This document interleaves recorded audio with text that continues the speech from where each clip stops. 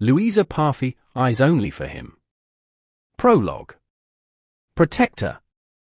My protector. He is the one I have been waiting for so long. He came into my life quite by accident. A friend worth waiting for. I like him as he is. It will always be mine. Chapter 1, finally Friday. Mom, please close the window, I whispered. I was driving home from school when the rain started. The downpour did not stop. I live in London, where rain is a matter of course. A lot of snow does not fall during the winter, but you can get used to it. It is worse in the summer. When my parents and I moved from Chicago, where the water was over 27 degrees during the summer, to cold London, it took me a long time to even dare to soak my hand in the freezing water of the North Sea. I have been living in London for 10 years. We moved when I was 7 years old. At first, my father and my mother were looking for a job in Dublin, where we have the rest of the family, but in vain. Even the school there was not God knows what. Not that I'm picky, but in Ireland, they would hardly accept a brown-haired woman, a little different, among all those redheads. I have gently twisted hands at the ends of the strands of hair, brown eyes, and fuller lips, and my name is Emily.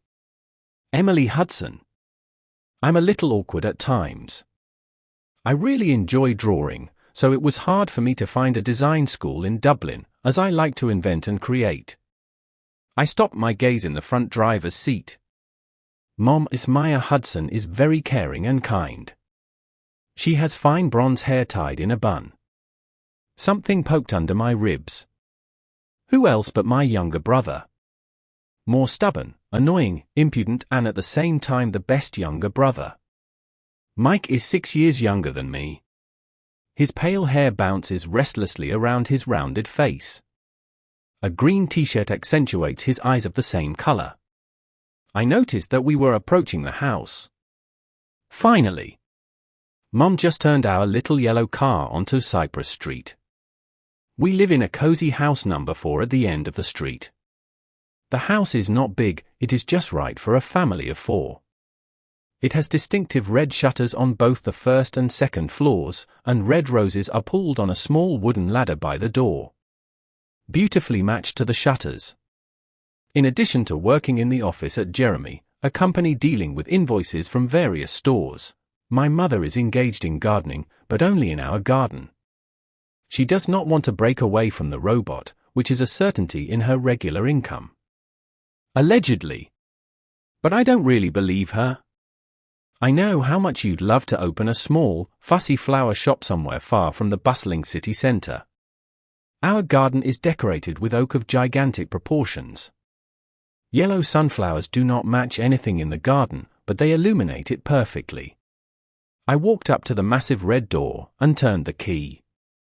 At a slow pace, I dragged myself into the room and read the inscription on the door. Of course, invalid for me. No entry.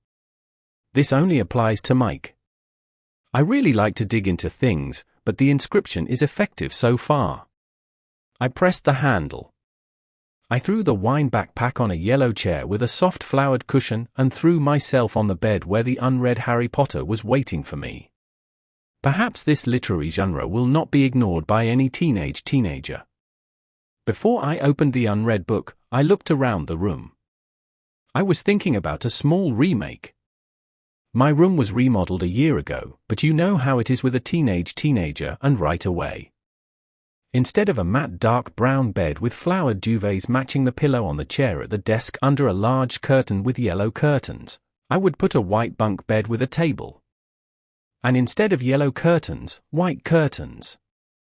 The wardrobe is after my grandmother, but Daddy painted it for me. I like older things, so I didn't agree to throw it away and end it. The place next to the door suits her. Just the color. Peeled off. Brown. It was painted a long time ago. I will go into it at the weekend because its repainting has been screaming at me for a long time. I was pulled out of my beautiful dream by my mother's screaming from below. Emily, come here and quickly, she urged. I opened the door, and at a rapid pace, for a change, I found myself in the kitchen. Mom stood by the jersey and shouted, "Grab the glass and come here. Throw it away." Just to explain. Mike likes chameleons, and last year his parents retreated and allowed him after Mike's long wail. In my humble opinion, this is a small strange creature in a terrarium. Many people do not have enough understanding of its appearance. From Mike's point of view, this is a little green splendor. Dean. That is his name. Crickets are running around the house. Mike left the jar open and went to play with our neighbor John Green. I don't understand why Mom likes flowers, but she doesn't like crickets and other insect nematodes. He slowly gets used to them, but only when they are in a box or in Dean's stomach. I'm used to crickets because when Mike asks me, I have to feed Dean. With one grab, I took the glass from the jersey and the cricket was safely thrown out of the window. "Don't worry, Mom, she's already in the garden," I reassured her. So now he can calmly finish cooking that wonderful delicacy, which smells so great from the kitchen to the whole house. Salmon with lemon juice and potato puree. I hurried to Mike's room to close the box with the other crickets and ran down the stairs to the kitchen again. Without the chaos around the cricket, the kitchen looked very tasteful. White curtains matched the white tablecloth on a round table. 4 brown chairs along with a table were stored by the window. Mom took out 4 white plates from the faint green shelf above the sink. She handed me plates and cutlery and asked me to prepare for the table. Prepare Emily for the table and take the raspberry cake out of the oven. Check if it's ready. I'm going to call Daddy to pick up Mike from the Greens on the way home from work. Mom spews out one sentence after another. Dad works as a lawyer. Also in the office. His robot is interesting but time-consuming. Daddy, Tom Hudson. She has black hair and brown eyes like mine. He likes us very much. At first, I thought I would do the right too, but later I found out that the painting, that's mine. Mom sat down at the table and tapped Daddy's number. She began to speak. I did not focus on the words. I handed out cutlery, plates and juice glasses, turned off the oven, and pulled out the cake. The raspberry scent spread throughout the kitchen. Yummy! I opened the window and picked up the cake. I unloaded it on the windowsill and let passers-by be enchanted by the wonderful smell of raspberries and sugar. Mom called. Daddy is on the way and he's almost home. Mike will come along with him, she announced to the surroundings. Really, Emily, today is Friday, wouldn't you like to go out with Vivian? Continues the monologue Mom. Vivian. Yes. Finally Friday. Vivian is my best friend from London. We go to a high school design school in London together. She is blonde with blue eyes and thin eyebrows. I love her. Unlike me, she is more cheerful. She is the adrenaline type. She tried sports from motorcycle to bungee jumping. I thought, I have no such plan tonight. Tasks are postponed until Sunday. So going out with Vivian is a nice idea. I answered my mother's question. I walked through the kitchen to our large living room. Along the way, I stroked the dark blue velvet couch. Velvet. So gentle. I walked into the bathroom and looked in the mirror above the sink. That was a shock. My distinctive hands needed combing out as a matter of urgency. I grabbed a wooden comb and started combing. After a while, I put the comb down and replaced the toothbrush. Done. I closed the door and quickly went to the kitchen. The key in the front door turned around. Click. Daddy and Mike are at home. Mike rushed into the kitchen first and threw his khaki backpack onto the floor in the hallway on the way. He still managed to take off his shoes at lightning speed and was already sitting at a fragrant dinner. He muttered, "Yum. Salmon." He was taken aback. From his simple joy, it became clear that something was wrong. Mom, why do we have salmon when I smelled raspberry cake outside? Just don't tell me it came from the neighbors. I'm going to knock on Aunt Brown's door to cut off a piece for me. I looked at Mike with his right eyebrows raised and began to say quickly, Mike, firstly, why wouldn't you bring your sister too, and secondly, the one? Emily, he jumped into my speech. Let me talk, you. That cake was baked by Mom. You don't have to worry about such goodness, we wouldn't have prepared you. We all had a good laugh. When we finished eating salmon and tasted Mom's delicious raspberry cake, some just tasted it, and Mike indulged in 3 pieces. I thanked him and washed the dishes. Mike helped me with his wiping, so it was once 2. I finally went to call Vivian. I opened the door and grabbed my phone from my desk. Call, an inscription that was lit on the front of my mobile. Well, damn it. Are we not going to go out? Today, they opened a fairground near the London Eye. Let's go, there's a runway, carousels, and that amazing shooting gigantic attraction. Let's. Can you, she trilled. Luna Park. Well. It will be fun. I started talking, I agree. Are you betting for me by car? At 7 o'clock? Well. So at 7 o'clock. Hi. She hung up. After a while, I realized the word Luna Park.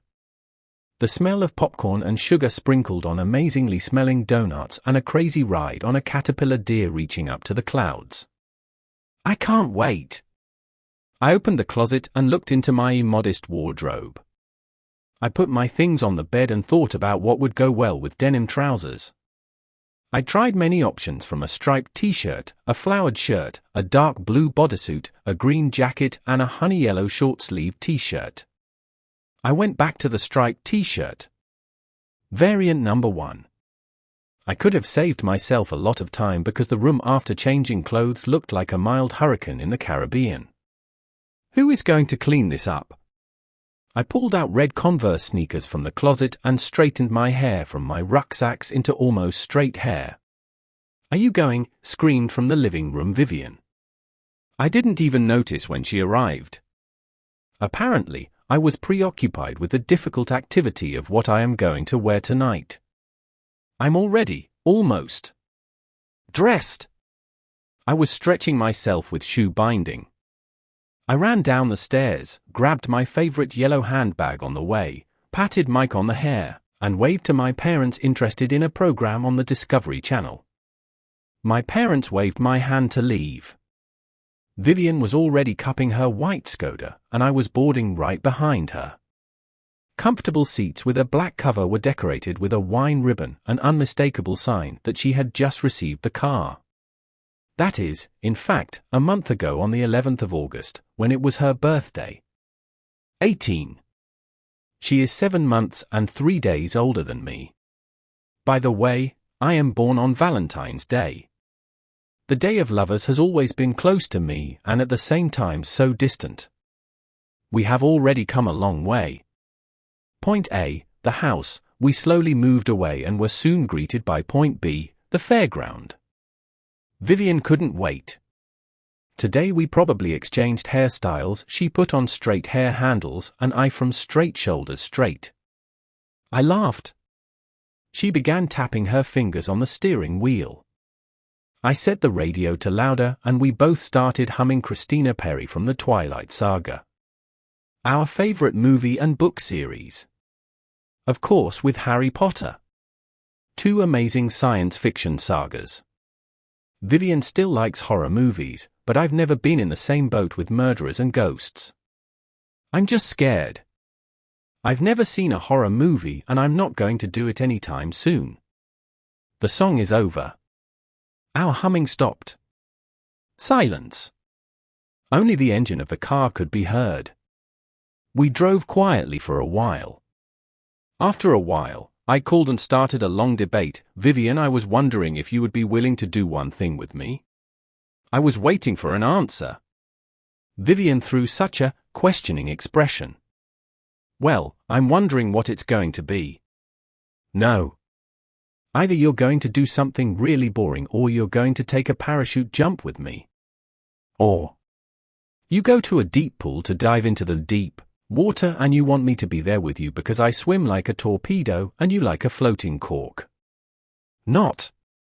You're coming with me now to that shooting adrenaline attraction in the fairgrounds. Yes, that's it. In that case, I have an absolute interest. Vivian named one thing after another. I exchanged my calm expression for a horrified one, and then I started laughing. Why are you laughing? Is it on that cork? I am sorry, but I did not mean that way. But it is true. Although you are afraid of deep water about as much as horror movies, but I would teach you to at least immerse your head in water, she trilled. No, the cork is true, I like to stay afloat. Or I inflate my inflatable wheel and relax. But it doesn't matter now. I laugh at how you invent adrenaline attractions for me that I will never try. Now to my question. A neighbor, Mrs. Brown, works in a sanatorium. I signed up there yesterday via the internet, but they need one more reliable helper, a volunteer. Would you be willing? We start on Monday and are there every other day right after school for class, I said. It's a pity you didn't tell me yesterday. I'm sorry, but I've already signed up for an animal shelter. Can I unsubscribe if you want? Vivian apologized to me. No. That was just such an idea. I know how much you like animals. Just stay nice, you've already signed up. I disagreed with her proposal to change her volunteering. Okay, Mom, she laughed. The corners of my mouth protested. I was more interested in the beautiful pale blue light. The mouth could not be held back and was opened wide. Vivian looked at me and wondered what I was looking at. She looked in front of her and at me again. She looked at my expression with her eyes and saw the beautiful play with lights. Carnival. Red alternated with purple, purple-blue, blue-green and green-yellow. And all over again. It played like in a disco. The music spread all the way to us and we were still more than 200 meters from the parking lot. I was right about that disco. Just to the place of the DJ there was a huge speaker with a purple stripe. We searched for a vacancy and circled around the parking lot for a long time. A moment passed and we parked next to an old shabby Opella. Vivian slammed the door. She began to murmur, that car probably remembers the Stone Age, when they didn't know my breathtaking Skoda yet. She stroked the new paintwork on her car, which, alongside the car on the left, looked like a Porsche. Oh, Porsche. My dream car. But by the time I decide to drive a car, perhaps a light year will pass. Yellow with dark glasses. I hope that soon I will not have to wait for you in front of the house at 7 in the morning, so that you can still repeat the curriculum from the previous day. Vivian did not forgive herself. She was like my brother. They keep hammering at me about my dislike of cars. I don't understand why they still enjoy it. So I protested, so, you're going to pick me up every morning at 8:30 and not at 7. And secondly, I only repeat the curriculum when I have tests ahead of me. I laughed in my mind. School. Only on Monday. Now I will not mention you once. Vivian, let's skip school. So are you going for that adrenaline rush? Or are we going to try the slightly safer carousel first? I have highlighted the word you are going to be extremely highlighted. It really goes by itself. I will be watching from a safe distance from that creepy and horror-chasing machine. Vivian raised one eyebrow and grabbed my hand. She locked the car and we were already buying tickets for the carousel. I have never seen so many happy baby faces and smiling plushes in their arms. Energy emanated from people. Fortune. Loud laughter also spread from the water pistol stand. A group of young teenagers. 2 blonde guys, apparently twins, because they were the same as 2 iPhone 12s. In the group, there was a redhead from Ireland, and a little splendor with black hair was still pinned down to them. Susan Gray. Our perfect black-haired Barbie from school. Her hair was loose, but it was decorated with one pink bow tie. With a pink blouse, she had perfectly matched. Black shorts and white sandals, suitable apparently only for the cinema or for a restaurant in a luxury hotel, suited her perfectly. That perfect figure is the envy of every teenager in this fairground. True, she is perfection itself. Vivian glared at her and looked at her sandals, which captivated me too. Calvin Klein. No one in the park has them but her.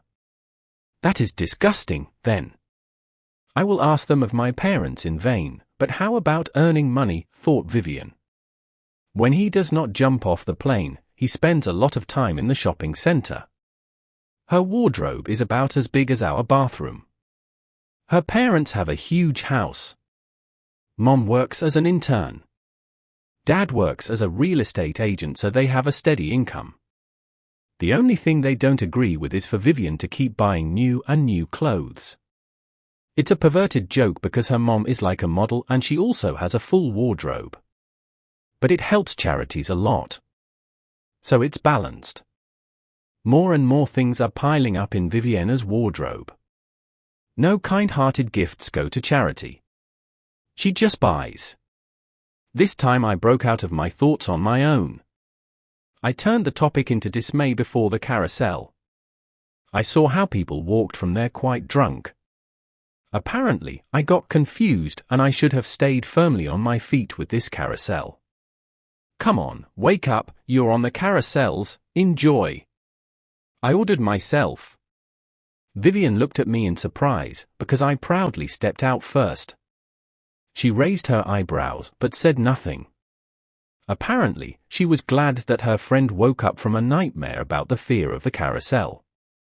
We sat down in a green swing for 2 people and waited for the others to settle down. We talked for a while about Grandma's stuff, then about what they were going to play in the cinema, and we already wanted to start talking about Tuesday's paper, but luckily I avoided it. I promised myself something, and they also honked their horns at the start. We moved slowly and were already moving from one side to the other. We circled, flew, and circled again. It was amazing. The fears were lost. I flew. It was just a feeling, but I started screaming and screaming because it was. Once again, I repeat amazingly. People joined me. We screamed along with Vivian. Slowly, our flight stopped. Not that anything went wrong, but it was time to move on to the second attraction. Even birds do not fly all the time. We landed. My stomach protested for quite a while. I felt as if I had continued flying for a while. Who wouldn't get sick after such a giant carousel? Vivian. Everyone around was stumbling from right to left. But she doesn't. I went to drink. We sat down for 10 minutes. Vivian grabbed her chips and I was able to stand up normally again. We arrived at the food stall and Vivian asked for popcorn. Good. She addressed a young lady who was barely over 20, please give you twice salty popcorn. She highlighted the word twice enough. She probably wanted to make me happy. I gently lifted the corner of my lips. That was a gesture of thanks. Vivian winked at me. The lady replied disgustingly, and I thought that today everyone is just in a good mood in the fairgrounds. Okay, she purred, turning her back on us. Her hair was cut out short, and a delicate cotton t-shirt tied to a knot in front was a great fit for her. She dressed nicely, so I don't know what fit on her nose. We picked up popcorn and went to a nearby bench. I ate barely a bit, and Vivian was already pulling my hand to the aforementioned gigantic attraction.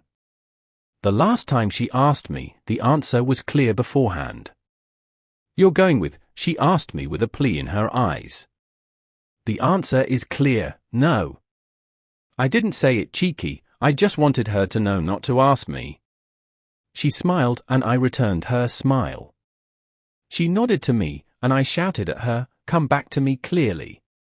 I don't want to get home in the morning. Who would drive me to school? I laughed and continued with the unfinished sentence.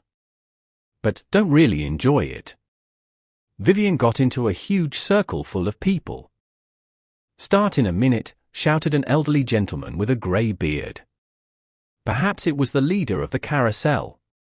I sat down on the bench where Vivian and I were eating popcorn and watched the seat belts close so that people wouldn't fall out. The gentleman shouted again, "Start!"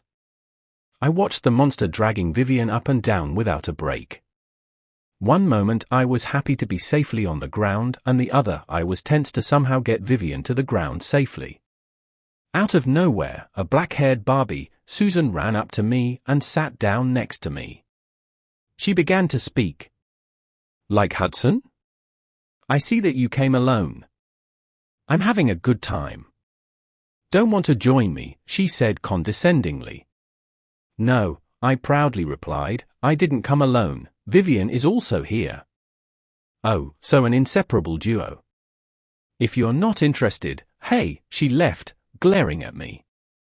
She certainly didn't want to be nice to me. She and dear. Well, for sure. I supported my head with my hand and looked at the monster again, which still hadn't let Vivian out of her sturdy steel belt. Seconds fled like clocks. Without Vivian, it's really boring. No stinging comments about my opinion about cars and their driving or any other jokes. Without her, I would not be me. All in all, my one part is complemented by her. I feel great with her. She is super. Suddenly I heard my name and turned to the right, Emily. Vivian. Well, damn it. Finally. Am I shouting quietly? Shouldn't I take my horn next time? She said with a laugh. I was frightened, and it took me a while to wake up from my reflections. Yes, I am here. I just wondered. Well, don't you want to know what it was like? She asked me with great interest. Not. You don't have to. I can see for myself what it was like. I was already laughing too. She could barely stand on the bench. So this was already too much for her. I asked, "Can you drive?" It wasn't that bad again, she said. Well, I've had enough for today, I declared. We got into Viviana's white Skoda and started talking. Won't Mike be upset if you didn't go with him, Emily? For when I came for you, he begged me. I quote, "Vivian, you have to take me, I'm so bored at home." Your mom replied a pretty clear no to him, and he had to understand that we just wanted to be the two of us without Emily's annoying brother. He was really sad. I didn't want to tell you sooner because you'd like to go home and make it up to him. Vivian was right. Mike gets on my nerves, but he's my younger brother. I really like him. I sighed. But I didn't say anything about it. Now I was having fun with myself and comparing the fairground with Mike and Vivian, or just Vivian. Mike would still like something. I'll make it up to him on Monday. No, I cannot, I am with Mrs. Brown. On Tuesday. Yes, they are supposed to play some nice movie. I will choose something with him. Agreed. And now I and Mike are satisfied. Super. I also told Vivian about the suggestion and she was in favor. On the way, Vivian told me about a new collection at Fairy Shopping Center, not far from our house. We slowly turned onto our street and I thanked Vivian for the amazing experience. Thank you for pulling me out. We can go next time, she winked at me. She greeted me and was already flying home. I closed the entrance diaphragm and heard Mike's screams and anger. I thought he had already understood that he could not come with us. Obviously not. I walked in hoping Mike wouldn't start yelling at me at the door. Chapter 2, Apologies.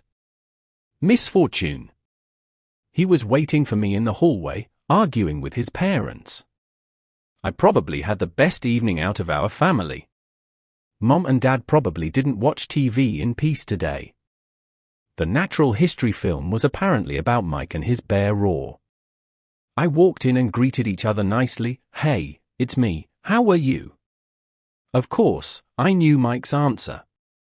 He glared at me while shouting again, "Well, like when you were enjoying yourself with Vivian in the fairgrounds and I was locked up here at home alone." "I didn't do anything, I was bored," he raged childishly.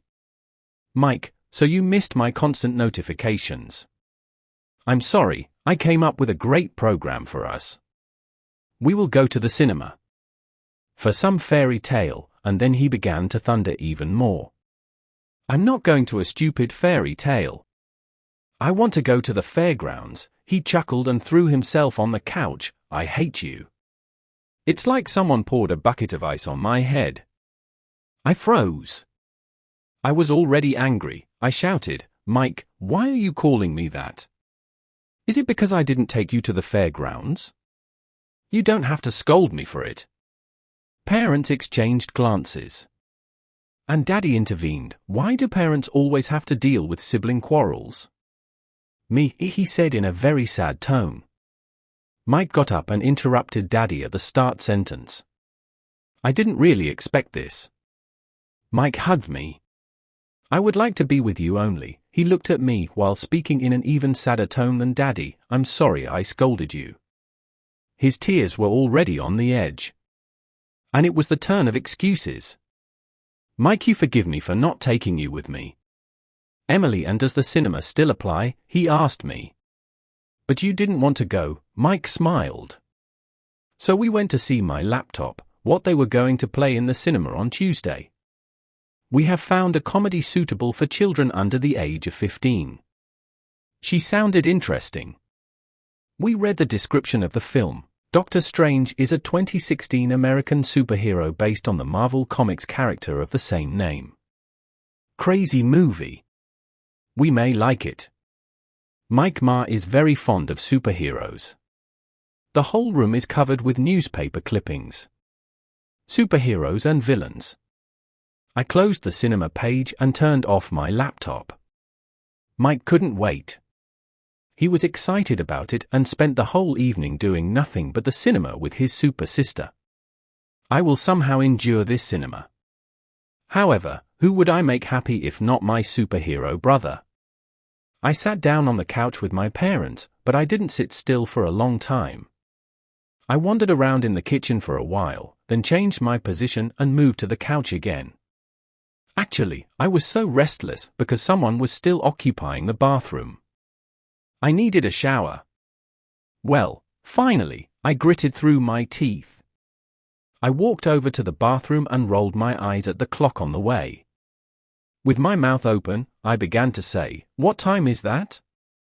I shook my head and took off the robe from the hanger. Red with black dots. I look like a ladybug. Mike also spoke to me for a while, but my mother brought him a yellow one with black stripes the next day. He stopped right away. I laughed in my mind. Mike and the bee. I opened the door and walked into the bathroom. I took a quick shower and put on my head. I let go of the warm water and watched my now straight hair. Soon after combing, they will be slightly curly again. I grabbed a towel and put on my warm fluffy slippers. I brushed my teeth and ran into the kitchen. Mom was just discussing Mike's trip to the forest. Okay, but who's supposed to go there? She probed from Mike. However, some friends or siblings. We are supposed to go with our mother-in-law. And the whole class is supposed to bring someone there, Mike explained impatiently. I'm afraid of who Mom will suggest that Mike takes with him. Well, you will marry Emily, she said out loud. Exactly. I got sick. A bus rushing somewhere in the middle of the forest. At least for just one day. What would one day, one morning? I could do that. I'll take a full plastic bag of Kindrill and you're done. But Mike is like a Welsh tourist because he doesn't know the trails. Even bears, which do not live in England, will flee like an unguided bullet. And he leaves me in the middle of the forest. He will fly around the forest like wildfire, and I will be there with the other members of our big group full of noisy kids. I will be happy if Paige, Viviana's sister, also comes with us. Mike has been peeping at her for a long time, but as I say, Mike, you have enough time for this. I want to be a role model for my brother. I laughed. Me and the guys. Well, for sure. I, too, have time for this. Vivian has the same opinion on this. She prefers to quote, level guys. Firstly, he must have completed the first parachute jump and bungee jumping at least once more. These are the requirements. But back to Paige. Paige is one seriously cute little girl with blonde hair. She often wears colorful skirts and monochrome t-shirts. She prefers sandals or shoes with funny laces. She and Mike have been going to school together for a long time. Vivian and I are almost neighbors, so when I go out with Vivian, he goes to the park with Paige and John, our neighbor across the street. Together they cycle and run up and down the streets. Vivian and I arranged our regular meeting at a nearby McDonald's. We grab something to eat and go for a walk in a nearby park. Again, someone disturbed me during my dream. Mom.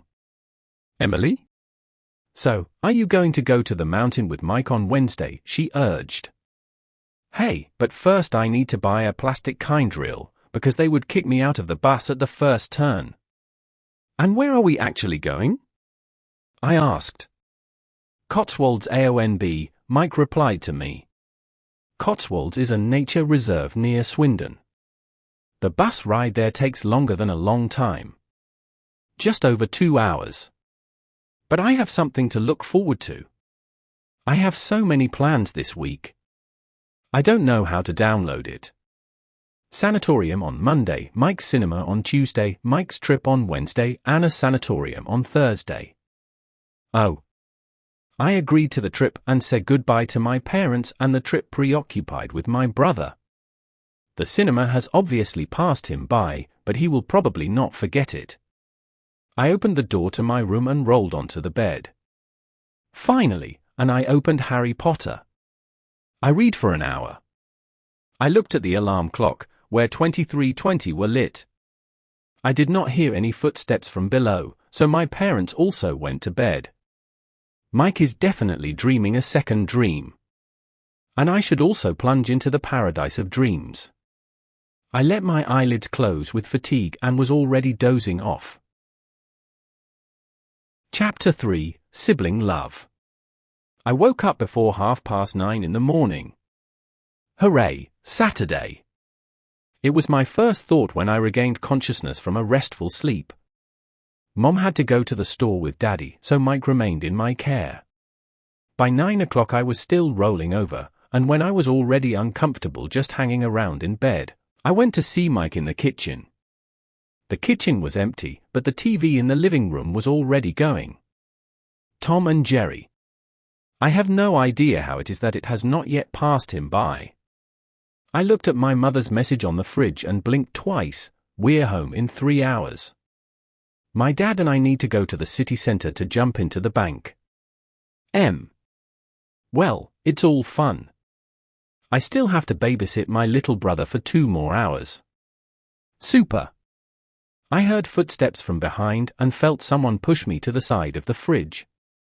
Hurry up, I'm going to loot the fridge, he glared at me, and then smiled mischievously. I returned his smile with joy.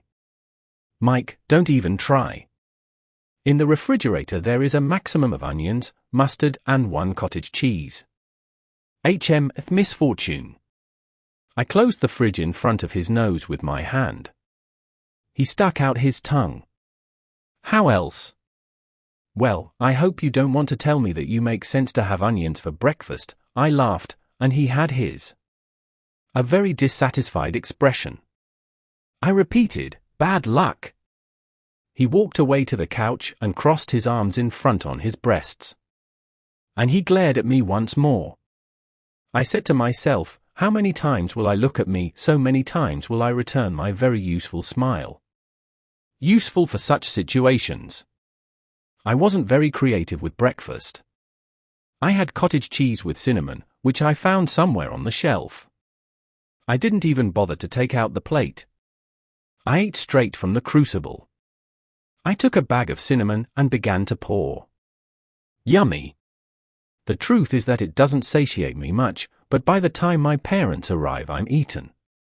Mike hates cottage cheese. Similar to onions, so I didn't offer it.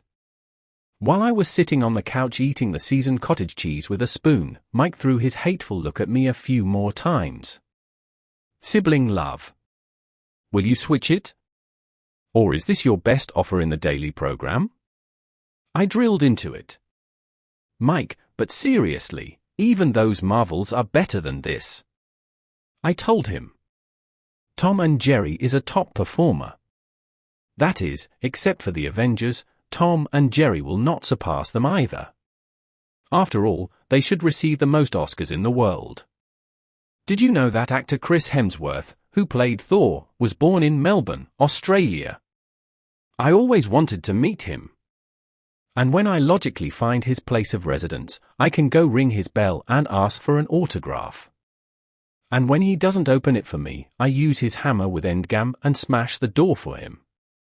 Then he gives me an autograph for the whole class as well. I will be a hero. He spewed out one piece of information, or rather one nonsense after another, and his eyes flashed with the idea of heroism. Mike, you never break anyone's window, and who else is Thor? Is this some kind of car mechanic or builder when he has a hammer or what? I squirmed. Of course, I know who Thor is, but I had a great time with my premeditated sentence. Thor car mechanic. Well, that's just the way it sounds. I finished my meal and ran out to change out of my heart pajamas. I slammed the room door. I opened the door to the closet, and while I was thinking about what, my phone rang. Well, it's a good thing. I've called you about 1,000,000 times, Vivian teased. Well, 20 missed calls, it would have to burn the whole apartment building, so I wouldn't pick it up. What happened, Vivian? I asked with calmness from a native Englishman. But who else would call at 10 in the morning? Only she. The other classmates are still asleep. When there is no school, they sleep until 12 o'clock. Typical teenagers. For them, breakfast is usually meat with rice, that is, lunch. It's only me who's been watching since midnight to read my mom's message and learn from it, to guard the annoying and now extremely fussy brother. But, please. My mom asks you what Mike is taking to the forest. Paige still annoys her with a skirt, but Mom wants to make sure that she will not be Sam. I jumped into her speech, get ready that Mike won't voluntarily stuff himself in the skirt. I heard her laugh. I didn't mean that Mom hoped she wouldn't be dressed in a skirt herself, but that she wouldn't be alone when she dressed lightly. Vivian finished her thought. Please repeat it again. My head is taught to the normal type of talking and not the wind speed in a hurricane. I didn't give in. Leave it at that. And that's why I have 20 missed calls from you? I asked. No. Not only did my mother have questions, but so did I. What do you wear in the mountain? I chose jeans and pink sneakers, then a pink-white polka-dot t-shirt to match my shoes. So what are you wearing? Ended the monologue of my super friend. I don't even know what I'm going to wear today, let alone 3 days ahead, was my response. I didn't learn much. So, Mike is going to have something free too, and I'm not going to pull much out of you. Pa. And she has already cancelled. I went back to my clothes. Today I am tuned to yellow, my favorite color, so I put on a yellow blouse and jeans. I combed my hair and braided 2 braids. I moved from my room to the bathroom and brushed my teeth. I put the brush aside and searched for the last supplies in our kitchen for a while. Of course, I was expecting to find nothing. Mike tried it just before I walked into the bathroom. But we preferred to explore again. Finally! Mike exclaimed. Hey kids, said Daddy in the hallway. Mom was on his heels, she was still locking the car. Shopping, food, rescue.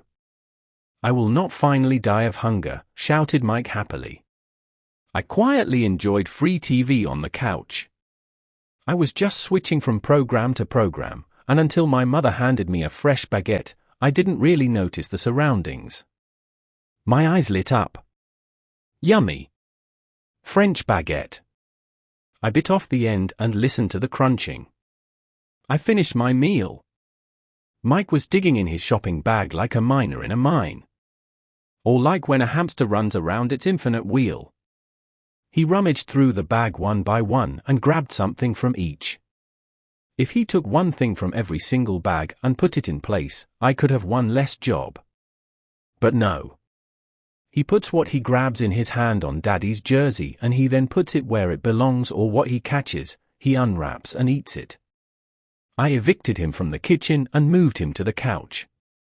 There he happily put his feet up and pretended to be a eaten piglet. Slowly, the kitchen relaxed, and the refrigerator was gaining volume. I was putting yogurt after yogurt, chocolate out of 2, just one more, because Mike was snooping it on the couch. And chips also, only half of the package. Parents were angry with Mike for not having a proper breakfast, and how would it be if the older sister didn't deserve a spanking? They were angry because I had not once warned him not to eat this in the morning. I sighed, and now I threw a furious look at Mike. He just smiled with a smirk. The day dragged on like a grandmother at the train station. The tasks are so annoying. First I did my history and then I did math. When I finished with the first phase of learning, my mother called us for lunch. I enjoyed the broth and omelette with potatoes. Then I took the rest of the chips into my room, and until I finished my tasks I didn't even look at my phone. Done. I put down a notebook and colored pens to mark the essentials in the curriculum. I also smudged aside. The phone was showing 3 unread messages. One from Vivian, and the second also from Vivian, and the third undoubtedly again Vivian. She wrote to me a few minutes ago, "Hi, there is a physics test on Monday. Just for info, I advise you to learn, it's really hard." I asked about it in the 2nd grade and they were already writing it on Friday. A massacre of calculations, formulas, and I don't know what else. Not. I really reject the tasks. What is wrong with me after Pascal's law? Pascal's law speaks at most of the chameleons of Rapunzel, namely that when you hide from someone, you are in tune with your surroundings. The very first scene. I remember Rapunzel from my childhood. But what are they confusing physics here? Or some measurements or experiments? For me, it's a trial and error to try on t-shirts in the store. Although I don't suffer much from fashion, so I'm looking for anything but neon shades, but now that the mall is one neon storeroom. Back to physics. I will learn it. The test will somehow turn out. The teacher does not pay much attention in class, so everyone writes off everyone. Vivian and I don't put our heads in the clouds too much, so we'd better learn. I'm not saying we can't help ourselves sometimes. After all, it's everyone, isn't it? I opened the textbook and started learning. 50 minutes have passed since lunchtime. Hour. An hour and a half. But enough is enough. Physics does not need 2 hours. I closed the textbook and ran out into the garden. I put on my red ankle boots and ran outside. I heard my mother screaming from the garden. She screamed, and very loudly. Along with me, Daddy and Mike also ran into the garden. They watched Mom swing her hands from right to left. "Who threw him here?" she shouted. I was afraid of it, but I hoped that he would blow it away to the neighbors. Or it will be eaten by some nematode. Well, no. He had to stay here and make me nervous again. "Couldn't you eat it, you stupid bird?" I looked around the sky and shook my head at the seagull that was just exploring the sky. Let him away. Emily, why do they throw that cricket out through the kitchen window and not, for example, through the wardrobe window? From the wardrobe, at least it would have landed on the neighbors, and not on me in ornamental flowers, thundered. I forgot that he was planning to transplant his rocky rose. The cricket wanted to sleep. But couldn't you really sleep at a neighbor's house? At least the lazy guy who keeps looking out the window and spying on passers-by to see if they're doing something illegal would have a little fun. Why my mom? She absolutely does not like crickets, but he simply jumps on her hand and begins to whistle strangely. Who wouldn't be scared? I grabbed the cricket from my mother's back of my hand and my dad handed me a glass bottle in which I put the rest. Thanks. Next time, entertain the neighbor and not me, Mom breathed out loudly and laughed. In fact, we all laughed. After a while, Mom continued to transplant a small rose into an earthen pot. Mike happily returned to the room and I heard him listening to music. He also cannot listen to music normally. No, he will give it well that not at 100 and not like me at 20. Sometimes I feel that not only he but also our whole street is listening to music. I wandered around the garden for a while, talked to my parents and watered the flower bed with roses. I returned to my room and rolled onto the bed. I opened Harry Potter on page 396. I am about to finish the 7th book.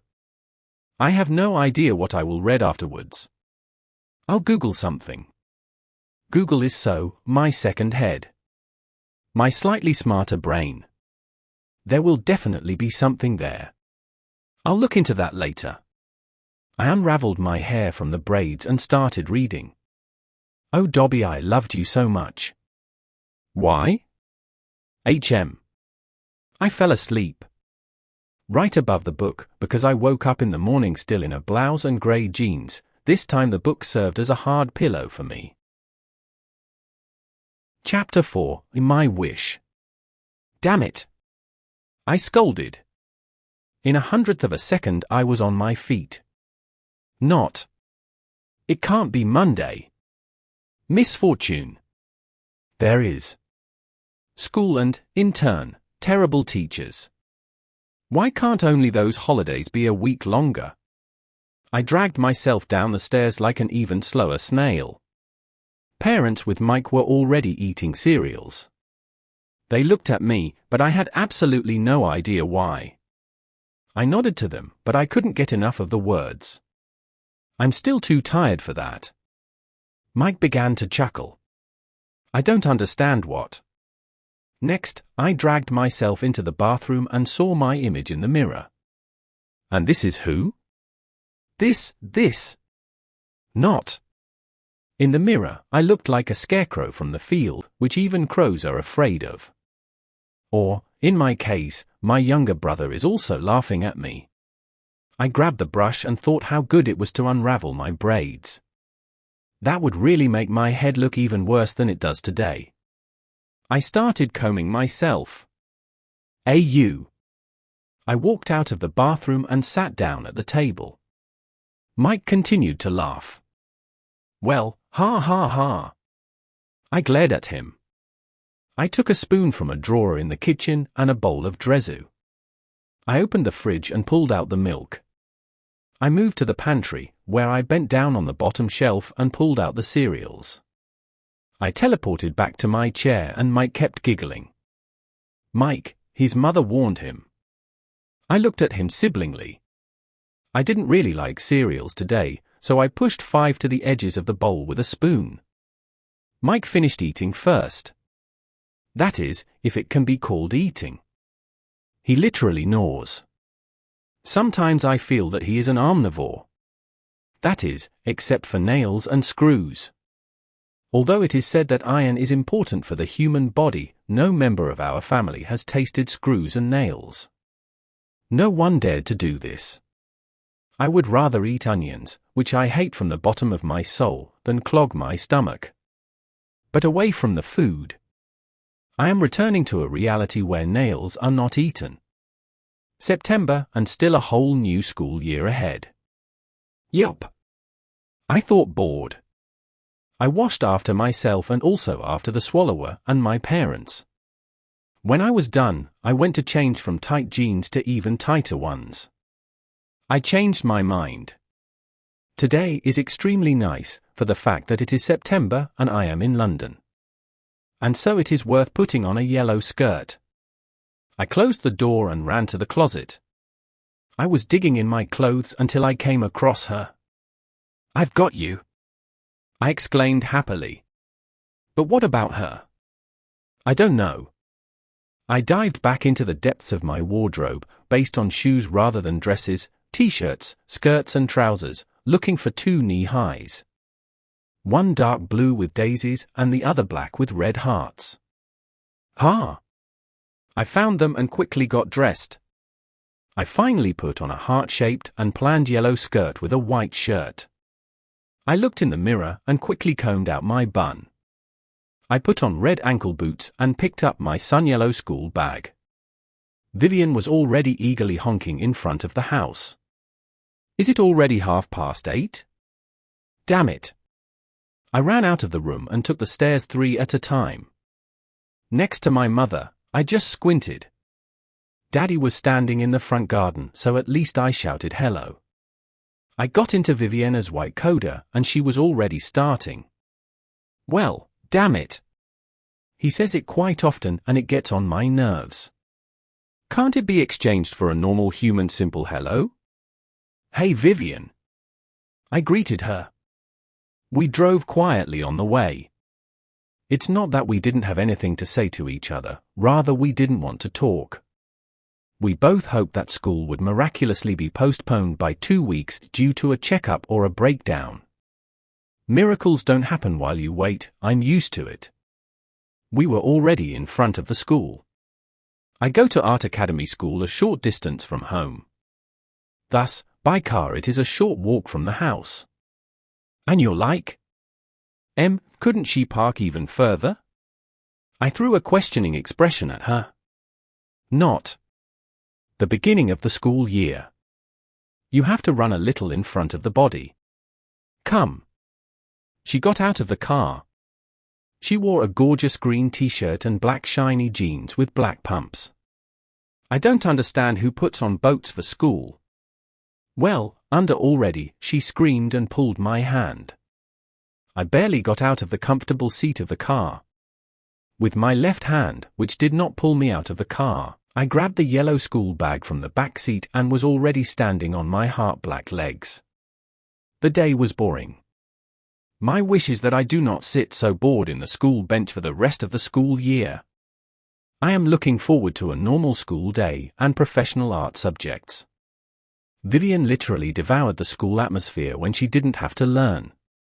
But that's only today. She drank 2 coffees in the morning, but tomorrow she will be faint and tired like me. And bored. We also have maths at school. Logic, math, physics, chemistry and many other logical chemical science subjects that are taught at school do not suit me.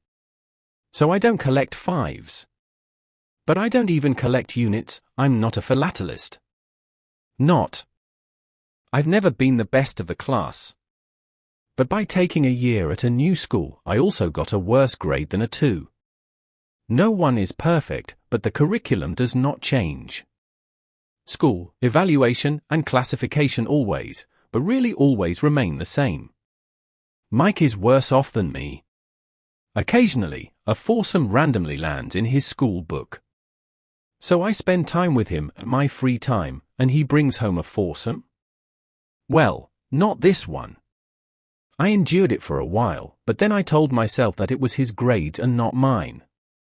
When he needs to come and when he doesn't need me, he annoys me anyway. I didn't enjoy math, but teacher Amanda Dragonfly is quite nice. But even so, he has the nickname Dragonfly. She constantly observes the surroundings, thinking that she is invisible when she stands at the glass door and peeps down the hallway where the pupils have lockers. The physics teacher is terrible. Literally. It gives tests well that not on the first day of school. Don't understand. The results will be tomorrow. It was quite easy, so I hope it goes well. Certainly. Don't worry. Vivian tried to calm me down. I know, I said. We had a break and I went out. It was nice and I wanted to take advantage of this magical day. Vivian and I sat down on the curb and started eating. We talked and after a while it rang the bell. Hello, pre-covered me when she had to go to English with teacher Matt Taylor. He earned the nickname ! Because he screamed squeaky like 100 angry teachers. I looked at the schedule where the biology class with the orchid was written. Miss, actually a very young lady, because she is no more than 28, Cassandra Xavier has been teaching biology for a year. She also came from America like me, but not from Chicago. From Los Angeles. She met new students who came to biology. 2. They don't come to my class. To the secondary. One Irish and the other Icelander. An Irishman as usual orange curly hair and an Icelander straight chestnut brown hair cut to the shoulders. Golden round earrings stood out on her face. Nice, I said.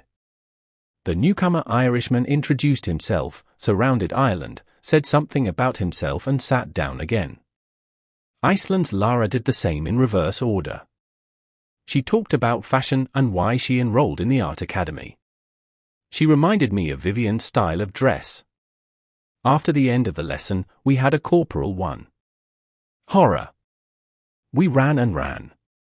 And Vivian ran away to drink. She brought it to me too. Water. Oh. Yummy. When they stopped torturing me with running, we went to change clothes from leggings and sweatshirts. A black-haired Barbie also appeared in the dressing room. She stood in the doorframe with her best friends. Daisy and Grace. They have known each other since time immemorial. They are and always will be. They started laughing at how tired we are and we have poor fitness. My classmates were offended and began to quarrel with the barbins. I changed into a yellow skirt, stretched my knee-highs to above the knees. Vivian put back on her emerald t-shirt and giggled when she was supposed to put on her pumps after the run. I already wondered in the morning, when getting out of the car, who is putting on pumps for school, and here we are. I do not think that she will learn from this situation for the future. We walked slowly towards geography. At the ward, we were told that teacher Dear had fallen ill. I was sad because the teacher is very nice and the lessons with her are interesting. The best class and geography I've ever known. The last hour has fallen on us. Super. I will be with Mrs. Brown earlier and I will be able to help as a volunteer for longer. Vivian and I also sat down with Teresa and Stella Santos for lunch. They are twins. Teresa is a tall, pretty and always well-groomed short-haired black-haired woman. Stella is as tall as her sister. His hair is up to his shoulder blades and always combed out in a ponytail. Without different hair, they are absolutely the same. I dress the same. Today they are attuned to royal blue, and with black jeans, this fully testifies to them. They come out with us sometimes. But more often we meet at school. They live very far from us, so we have small disagreements about where to meet. We all ate something and then Henry and Kevin joined us. They walk with Teresa and Stella. Henry, Stella. Teresa, Kevin. They are our classmates. They are still inventing something. They remind me of Fred and George from Harry Potter. With them we go out more often than with twins. They live 2 streets away. They are in charge of the football team of our school, Colorful Eagles. But most often I go out with Vivian. After all, best friends. For a change, it's nice to be with someone else and not just talk about grandma's things and problems. A little guy's fun is needed. In the afternoon, we still ran out to the nearby park near our school for half an hour, but at 3 o'clock I had to leave our group of 6. Chapter 5, Smile. Mrs. Brown was waiting for me. I took a taxi a short distance from Elefnat Park. Mrs. Brown was waiting at the green building with the inscription Senior Garden. She is a sympathetic lady in years. At first glance, I was attracted by brown-heeled boots, but overall it was elegant. Her hair was curly chocolate brown, nicely groomed. I paid a nice taxi driver and walked to the entrance. "Hello, Mrs. Brown," I greeted politely. "Hello, Emily. I welcome you to my kingdom. I am extremely glad that you accepted my offer." She healed me and then introduced me to other, very nice people. "Hey, Emily," a lady in a wheelchair approached me. The sight saddened me. "You had to go through so much." She was missing her left leg. "Hello, Mrs. Luna," Mrs. Brown continued to introduce herself. Mrs. Samantha Luna was my former neighbor. When she was 60, she had a car accident and has been in a wheelchair ever since. We walked past the gentleman who played big chess, the women who knitted, and the very kind lady. She could have been 70. I guess. She looked very nice. Her hair was silver. She wore a magnificent pearl necklace and a pearl bracelet to it. I smiled kindly at her. She, too, was in a wheelchair, but I don't know why. Mrs. Brown introduced it to me. "Emily, this is Olivia." "Olivia, Emily."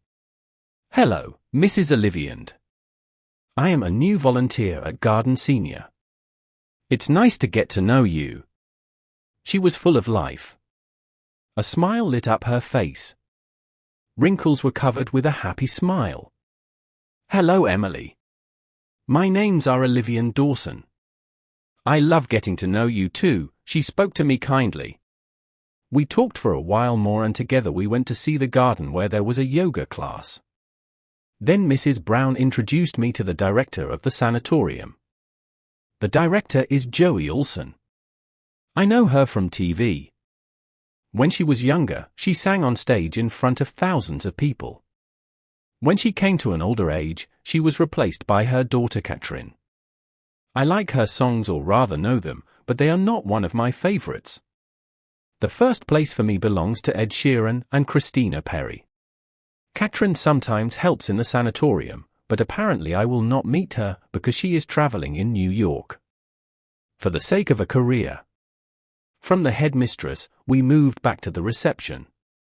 I was given tasks that I had to complete and then I went to talk to Mrs. Olivia. Mrs. Brown had to go to pick up the parcel from the courier, so I was left alone with Mrs. Olivia. "Emily, do you need anything?" she asked worriedly. "But no, Mrs. Dawson. I just thought you would be happy to talk to you a little bit so that we could get to know each other more. You look very nice." I smiled at her. "Please don't call me Mrs. Dawson. All it takes is Mrs. Oliviand," she asked me politely. "Okay, Mrs. Dawes." "Oliviand," I corrected myself halfway through the sentence. "If I may ask, how did this happen to you?" Curiosity did not allow me to be discreet. "Of course you can. When I was 52 years old, something terrible happened to me. It was before 11:30 at night. I went home with my husband from the theater. The theater was not far from our modest house. We were already almost at home. All we had to do was cross the pedestrian crossing and we would be at home." Ms. Oliver started her story. I listened like on needles. At that, a drunk truck driver rushed out from the right side. It knocked us down. I was in shock. It was awful. My husband threw me on my side at the last moment before his death, on the sidewalk. The husband was dead on the spot. I survived only thanks to his quick reaction. The truck capsized and wedged me under a huge hood. I fell unconscious. Darkness. And what happened then I know only from the talk of the rescuers. I was taken away by ambulance and went through hell in the hospital. Surgery, many examinations, and sadness.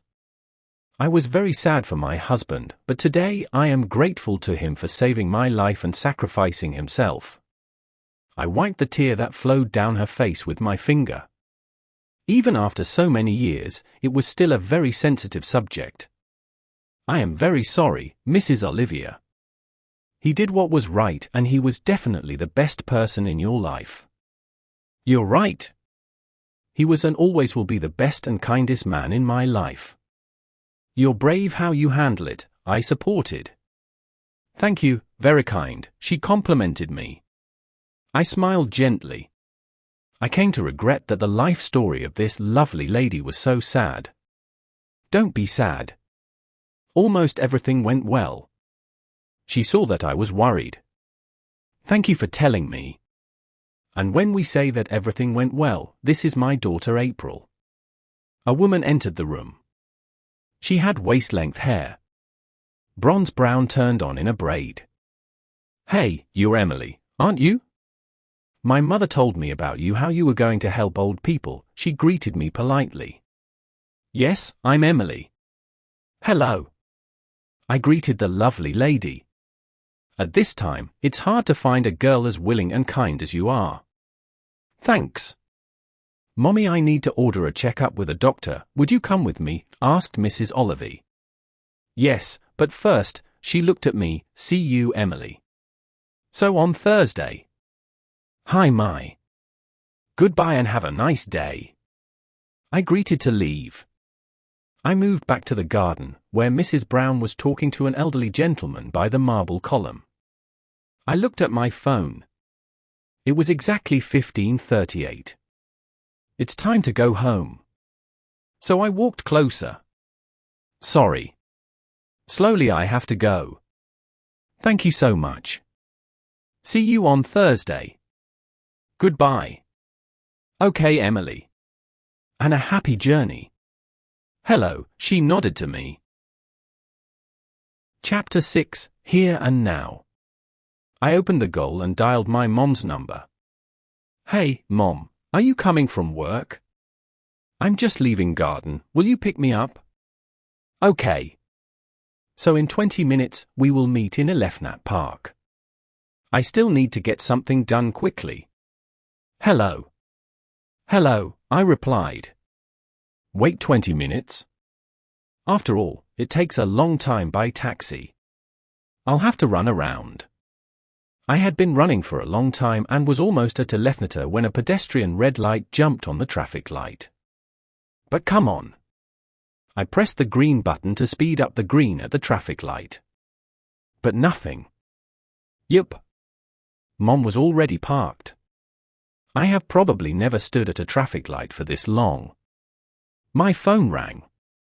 Perhaps some kind of message? I took it out of my backpack and looked at the screen. Vivian, hello.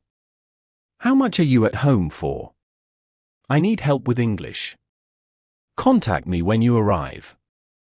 I unlocked the on-display code on my mobile and opened the messenger. My fingers were already running on the keyboard. In a moment I am home, within 15 minutes. Come.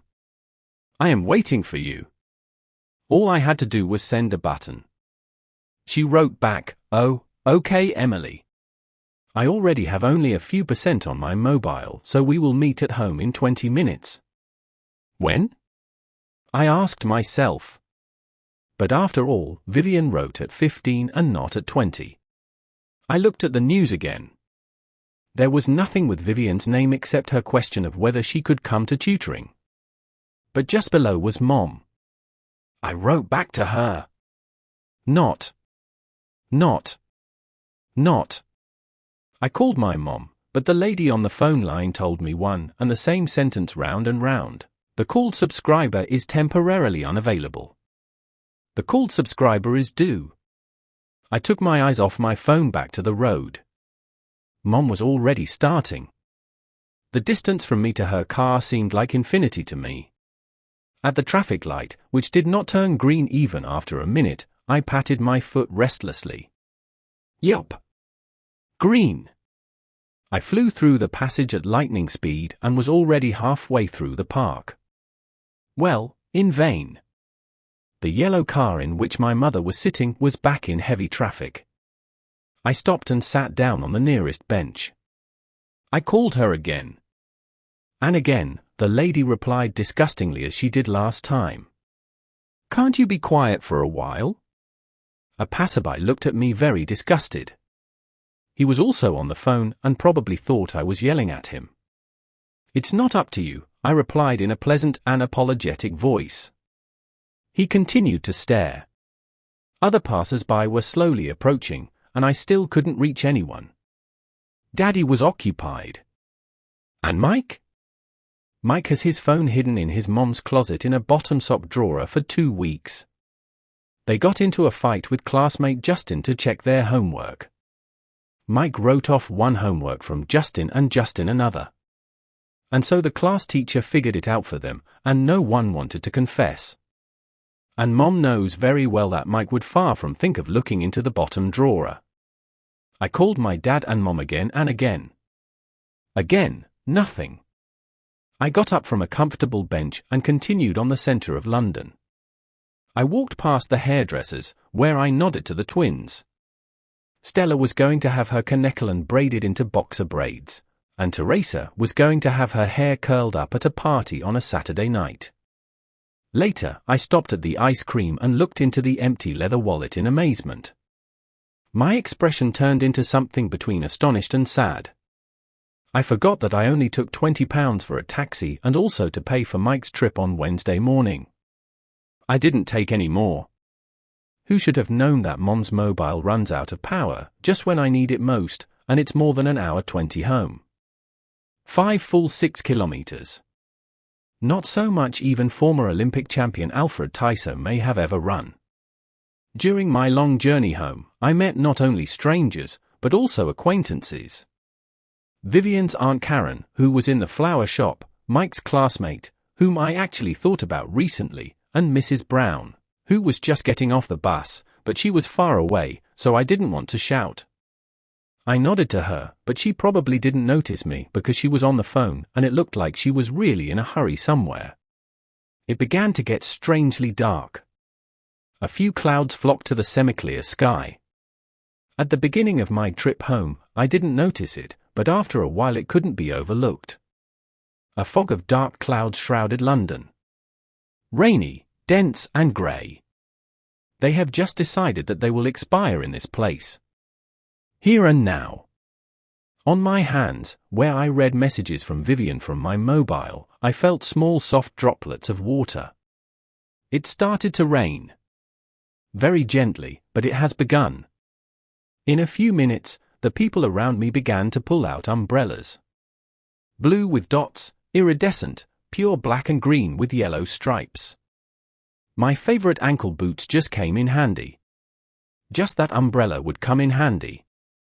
It was already raining into huge and heavy drops of water that slowly wetted my denim jacket. My hair also came together like after pouring a 5-litre bucket. I've been walking for at least 40 minutes. Slowly but surely, I crossed the bridge on the Thames. People here are used to the rain, but I haven't got used to it yet and I'm not able to pick up an umbrella standing right at the door. Damn it! If he was buried somewhere in the upper closet, I don't even know where. I wouldn't say so, but right at the door. At least in the locker at school I was able to put it for an emergency, which, by the way, is today. I started to get cold even on my hands covered under a warm jacket. I was wet to the bone. I gritted my teeth. September and such a winter. It is only 10 degrees. Other times, it tends to be in winter, maybe in December, January, but not in September. One lady, I estimate her a maximum of 35, I literally envied a lavender raincoat and an umbrella. 2 things I miss about my outfit. A warm, waterproof raincoat, ideally yellow, and an umbrella. I don't care what color. Even a raincoat might not be. I sighed sadly. I didn't even realize how strange I was staring at the lavender raincoat of a lovely lady.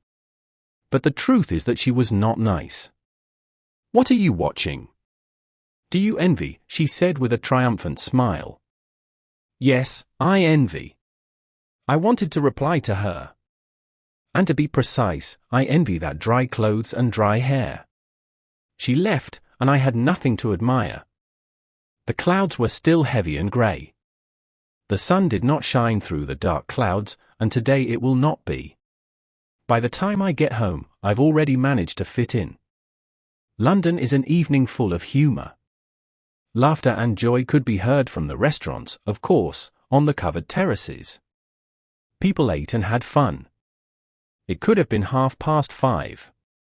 I went longer than I expected. My phone rang.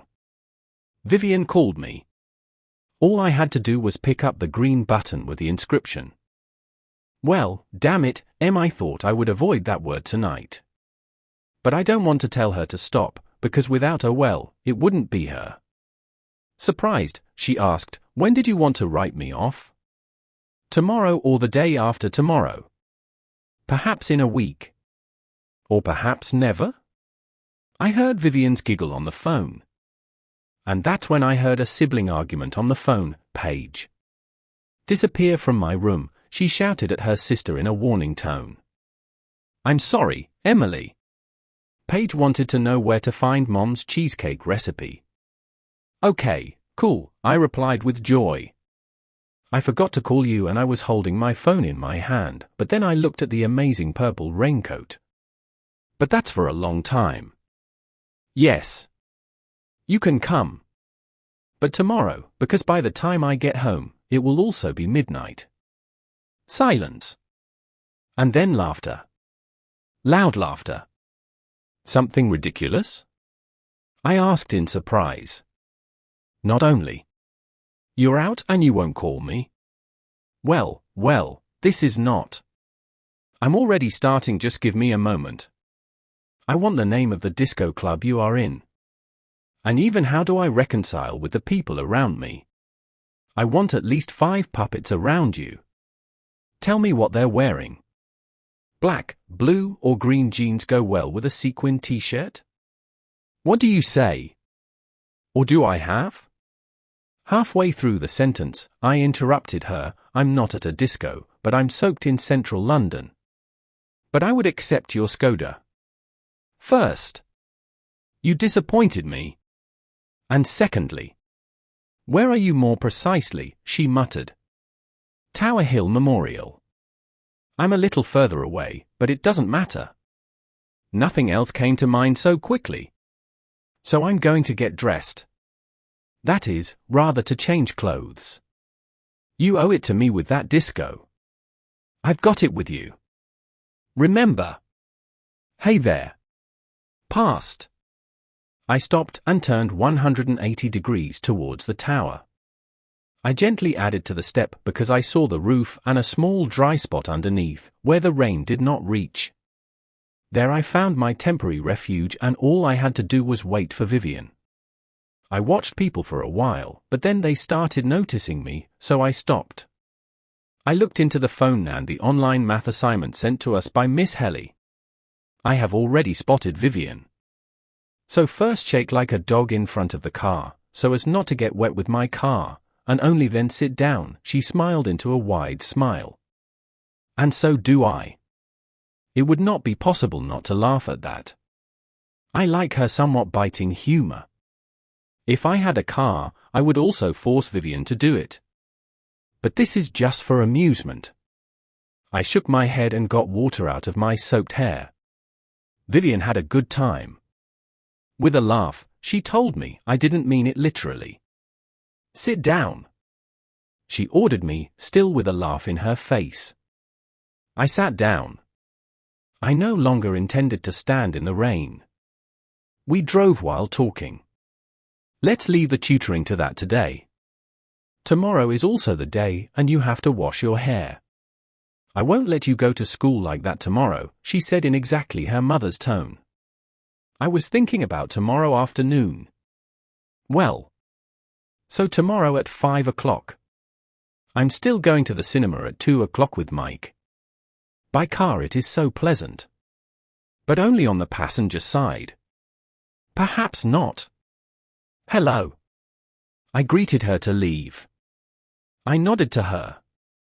And by the time I hid my hand back in my pocket, it was already at the end of the street.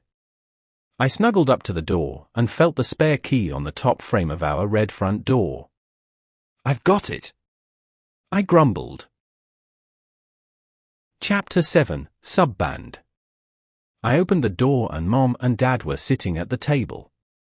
I looked for Mike with my eyes, but he was nowhere to be found. Mom was looking at the white envelope.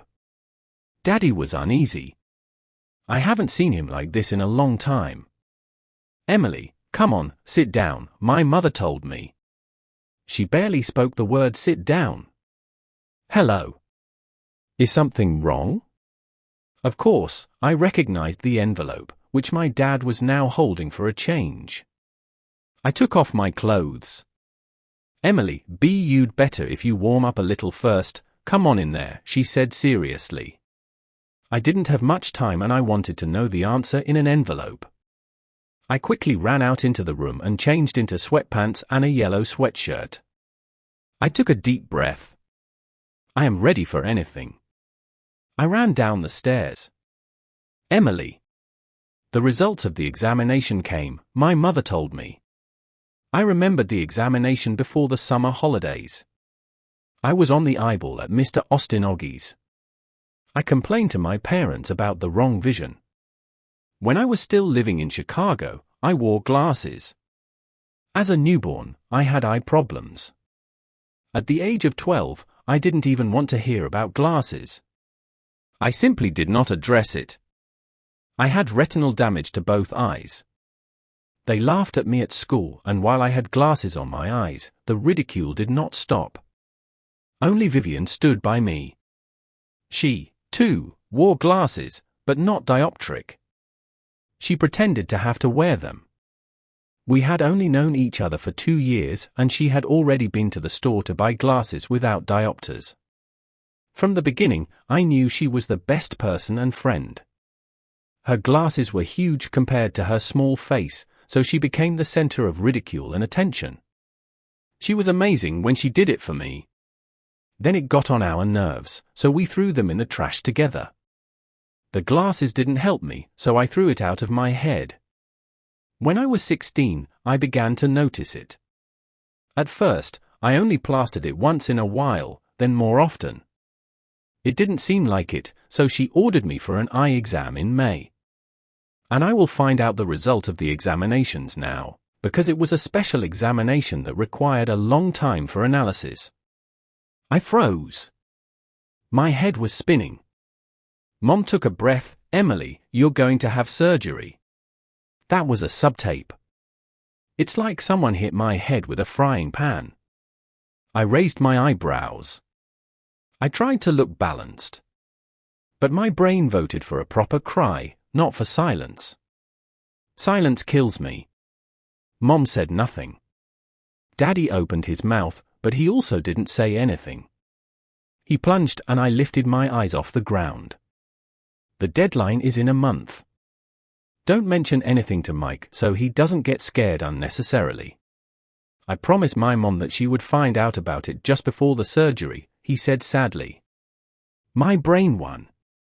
Tears welled up in the corners of my eyes and I wanted to do everything at once.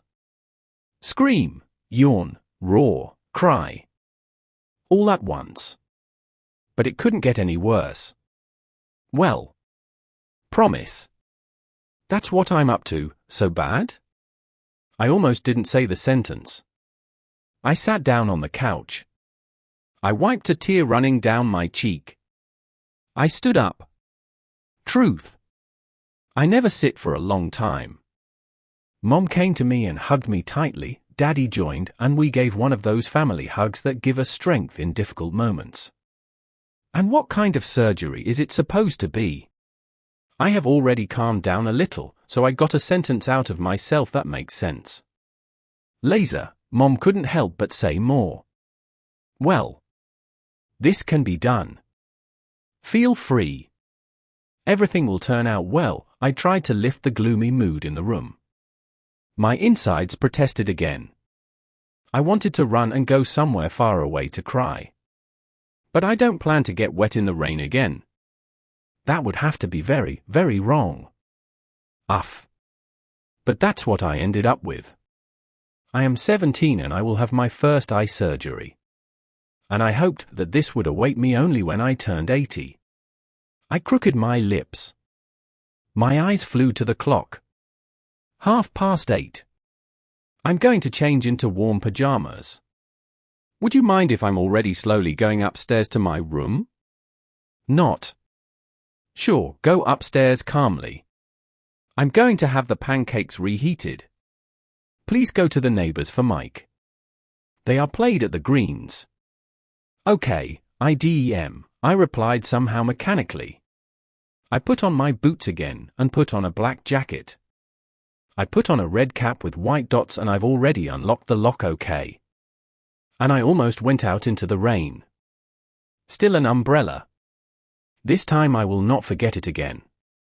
I smiled into a triumphant smile like an annoying lady with a lavender raincoat.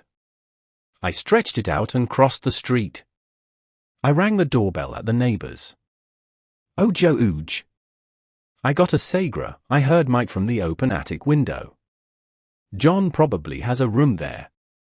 Hello, Emily, Mrs. Green greeted me. Justin peeked out of the living room window. So they're already fine with Mike. At least when he gets home I won't have to deal with what Justin did to Mike again. One less problem. That is, rather. Problem solved. For now. In 2 days, they will quarrel again, and it will be here again. Good evening, Mrs. Green. How are you? I asked politely. We talked for a while until lightning flew out the door, Mike. He greeted Mrs. Green and had already flown across the street. The comparison of lightning suited him quite well. While I unlocked the door, Mike was humming something to himself. I did not notice it. Hello. Emily? Earth calls Emily. Hey. I'm just thinking, I replied sourly. I don't like it when someone interrupts me when I think and within my other extragalactic thought world. What did you want? I was thinking about a maths assignment. Actually, is the cinema valid tomorrow? He asked with a plea and at the same time a question in his eyes. Yes. Sure. I replied. I thought a little about choosing a movie and continued, and do you want to go for that Dr. Stranger? I was hoping he would say no and we'd go for some better fun than the Marvel movie. No one in the class has ever been to it. I will be the first. I blinked twice and he looked at me incomprehensibly. Well, under already, I drove him inside. I unfastened my shoes on the rug in front of the door, shook off the raindrops from the umbrella, and closed the door. I had a quick dinner. Just sweet pancakes, and at 11:30 I went to bed. I turned off Netflix and also the light in the living room. Before leaving, I said, I'm back in my standby mode. Good. I said lazy. And then I yawned. I lay down and was already asleep. At night, something seemed to me. But when it came to 5D, it was no longer a dream. Fi. Are you normal? Why are you pouring on me? Mike! I thundered. He poured him a glass of cold water. I bet he put it in the freezer at 5:30 so that he could make me happy in the morning. I rolled my eyes. Mike sneered. And I pursed my lips. Good morning, nurse, he said, having a breathtaking time in the process. And who are you telling good morning? Me? Well, no. You didn't do me a good morning. Get out and don't show those glasses to my eyes anymore today. I sat down in a Turkish seat. I changed my clothes for school. Khaki trousers and a striped pullover are the right choice for today. Today I decided to put my school things in a yellow backpack from the Mark Tanner brand. I love this brand. It has all sorts of leather products. From wallets to leather cases for glasses, pencil case and bags of various sizes. I also have a handbag with my name on it. It is very nice and practical. All things from this brand are of high quality and practical. Vivian has also proven itself well with this brand. He has an amazing wallet. Small, but very stylish. I guess I'll order it too. I like a leather notebook the most. It is almost full. I've been writing it down for almost a year. And just a few pages, and there will be nowhere to write my notes and feelings. Emily, breakfast. I was frightened. I don't even know why. I'm going, I said. I ran down the stairs. I grabbed the muesli from the top shelf and slipped in the lower cabinet for a while. Yes. I grumbled. I grabbed the bowl and slowly poured the muesli. Mike giggled at his sandwich, and I looked at him suspiciously. I raised one eyebrow and he began to chuckle even more. I had a bewildered expression that my mother also noticed. She looked suspiciously at Mike's expression. Mike was frightened by his mother's gaze, so he fixed his eyes on the uneaten sandwich. I took a spoon from the drawer and went to sit down at the table. I was really very hungry, but also thirsty.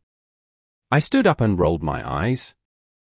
And what is it supposed to be? I declared after opening all the drawers, shelves, cabinets and all the joints that are your kitchen. Hello? What is it supposed to be? I repeated again. I stared intently at Mike's suddenly blank gaze. From Mike's empty expression, I reproached that he had done it. What do you mean? Mike replied to me with a smirk. Well, what do I mean? I asked cheekily. Mike, damn it. Where are all the glasses? You said you didn't want to see them today, he said very kindly. He was taken aback. He saw that I was going to pierce him with a look. Oh. Show me where they are? Not. Find them yourself, he smiled, thoroughly enjoying this extremely funny situation. I do not have the time or the mood for this. I will not make myself uncomfortable this morning. I threw the bowl of breakfast into myself within a minute and then moved to the backpack room. I raked in black Converse sneakers and a black jacket. I should have dried it. It is still wet from yesterday's rain. But not from the inside. Thankfully, Mom doesn't see it. I greeted my parents, but I only nodded to Mike. I will not complain, but I am not happy to take him to the cinema today. It's raining again, what? A familiar voice rang out. Hello. But I wouldn't expect you here today. How are you, Vivian? Well, damn it.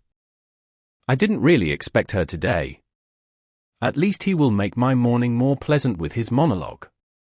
Well, I have news. Barbie wrote this morning on Facebook. I'm guessing everyone will be asked this one more time at school. I didn't want to know what Barbie wrote about on the social network. I will hear it at least 5 more times at school today. We slowly braked in the parking lot. We got out of the car. In front of us, a group of 10 people gathered. In the center stood Barbie and her SBS carts. The group dissipated and the troika approached us. What do they want? I whispered to Vivian in the ear. See. I didn't see it all in the morning. Name only. But the latter was written only briefly, #birthday. I guess someone is celebrating, she informed me. Barbie were only 2 meters away from us. They stopped. Hey there. Want to go to our party? She asked in a tone of a very sour lemon. I didn't know what to say, so nothing came out of me. Vivian obviously had an unprepared sentence. But it worked out for her. And very much so. Not. We're going to brush our teeth all evening, she said sweetly. She pulled my hand and I started laughing. She dragged me all the way to biology to the orchid. Well, that was good. I almost burst into laughter. We started chatting like Mike at breakfast. I can already understand how he can chuckle so often. When something is ridiculous, who wouldn't laugh? We laughed at this for a long time. The morning passed quickly. I have answered questions a few times. I wrote a few tests, I overeat something, and it was already afternoon. Mike was waiting for me outside the school as my parents were waiting for a freshman. I felt that way. All it took was that, "Hello. How was it? What about classmates? What were they like?" Just such sentences for a freshman. Cuddly.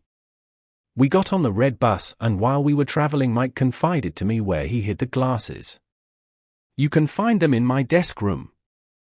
Come on, we're already performing." He had already grabbed my hand and flew with me down the stairs of the double-decker bus. I greeted the chauffeur, and we were already standing in front of the cinema.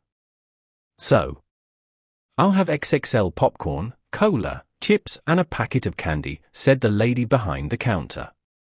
"Just popcorn. Small." Mike pursed his lips. The lady handed it to me, and we went to the cinema. We settled into the black and green sofas in the penultimate row from the top, perfect view. Mike occasionally squirmed and laughed during the film. I was uncomfortable when people looked at us like circus children. I couldn't stand it any longer. Don't freak out. Don't look back. And most importantly, stop talking like that. Everyone is noticing you. I threatened him in a whisper. "So should I be quiet?" "Exactly," I said in a winning tone. "And can I breathe?" "Yes." And now they were looking not at him, but at me.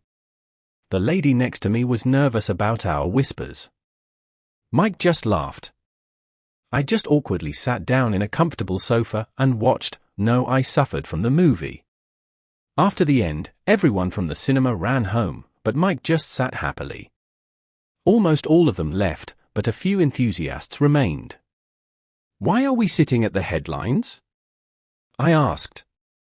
"I'm waiting for a preview of the next Marvel movie," he told me. I was taken aback. So I haven't experienced this in the cinema. We waited and we waited. The scene was only about a minute at the end of the film. They did not show more. We took the bus back home. He stopped us where we needed to. I still had to go to the store with Mike. We picked up a few little things and then finally went home.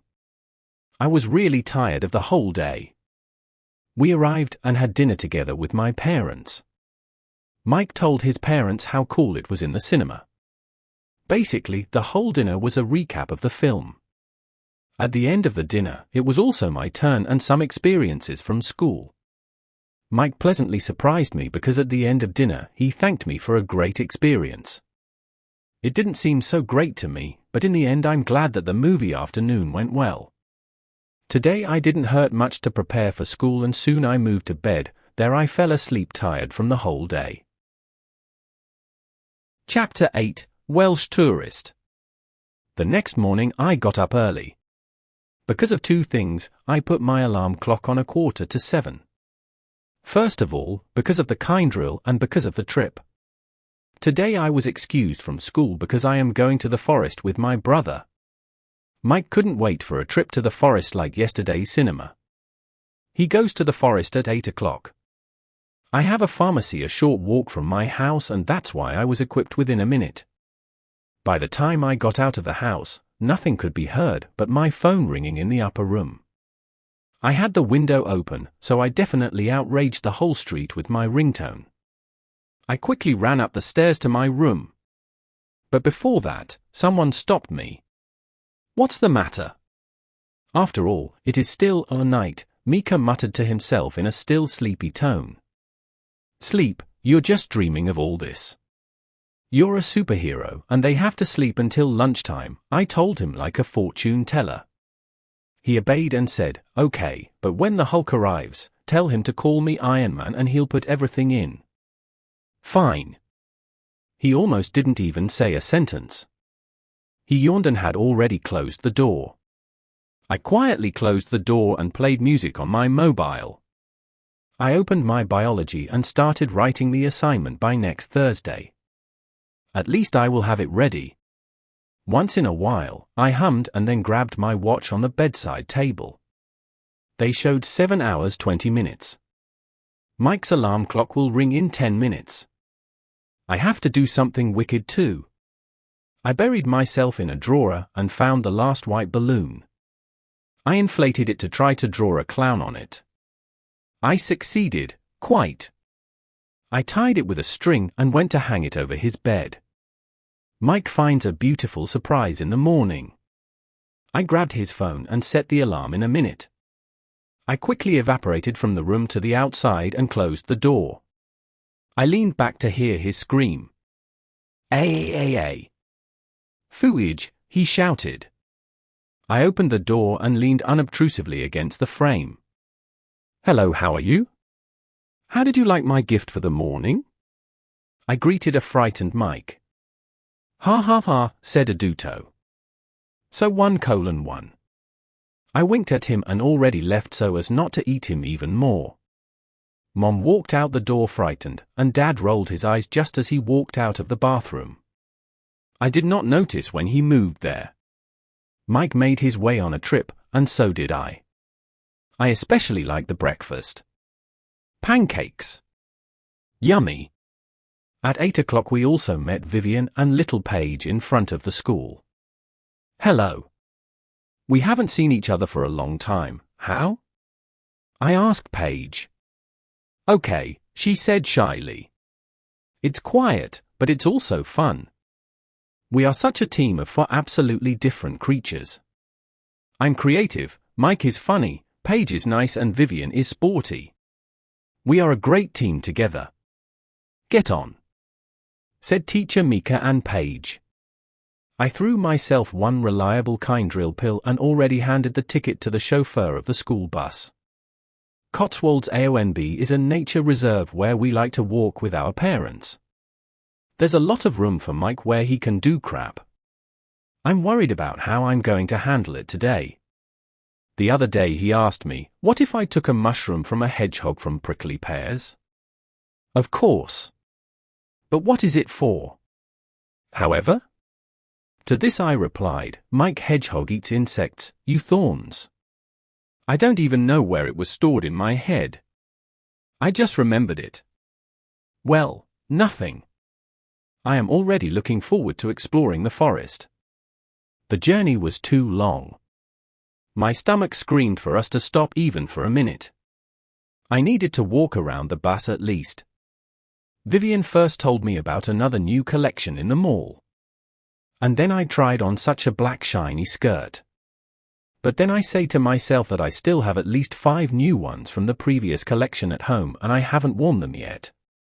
But then I realized by while they have it. She didn't notice that I didn't notice her.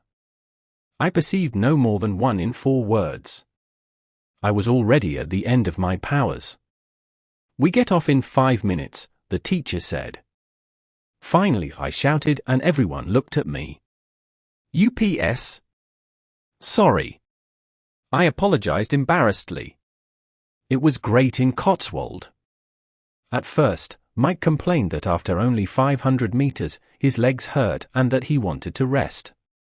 But of these few people, no one here knows Mike as well as I do. Him. To him, when I comply, he wants to do it again. And once again, and at least 5 more times. And that's not all. He first complains about the fact that his legs hurt, then his head starts to hurt, which makes me also with that constant complaining, and suddenly it's a whole man. Who wouldn't hurt a whole person from that constant whining? But he probably thinks that I can endure everything. But I, too, am only human. I, too, have only one nerve. And best of all, when he says to me, "What happened to you? Are you tired?"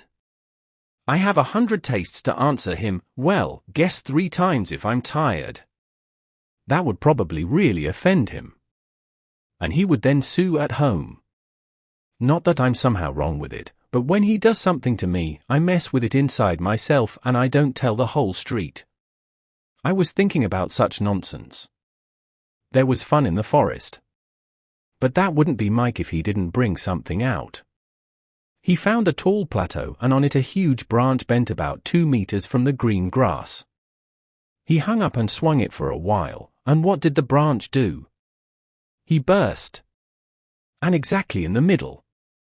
Mike collapsed to the ground and began to chuckle like a typical teenage child. Crap, crap, and many other breakouts. I just hope not fractures. But far from a fracture of the leg verily did not. But the laughter certainly calmed it down. He was literally rolling on the ground.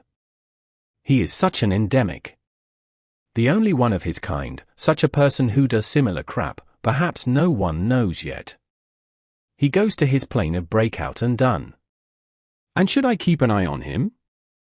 I'm his Sagra, but well, from there, so far. Soon after, he snuggled up behind me. Mike behaved like a Welsh tourist. The marked hiking trails were not visible enough to be respected. Emily, he said with a laugh, did you see me? That was dense. And again he just cheered. I shook my head and parted his hair.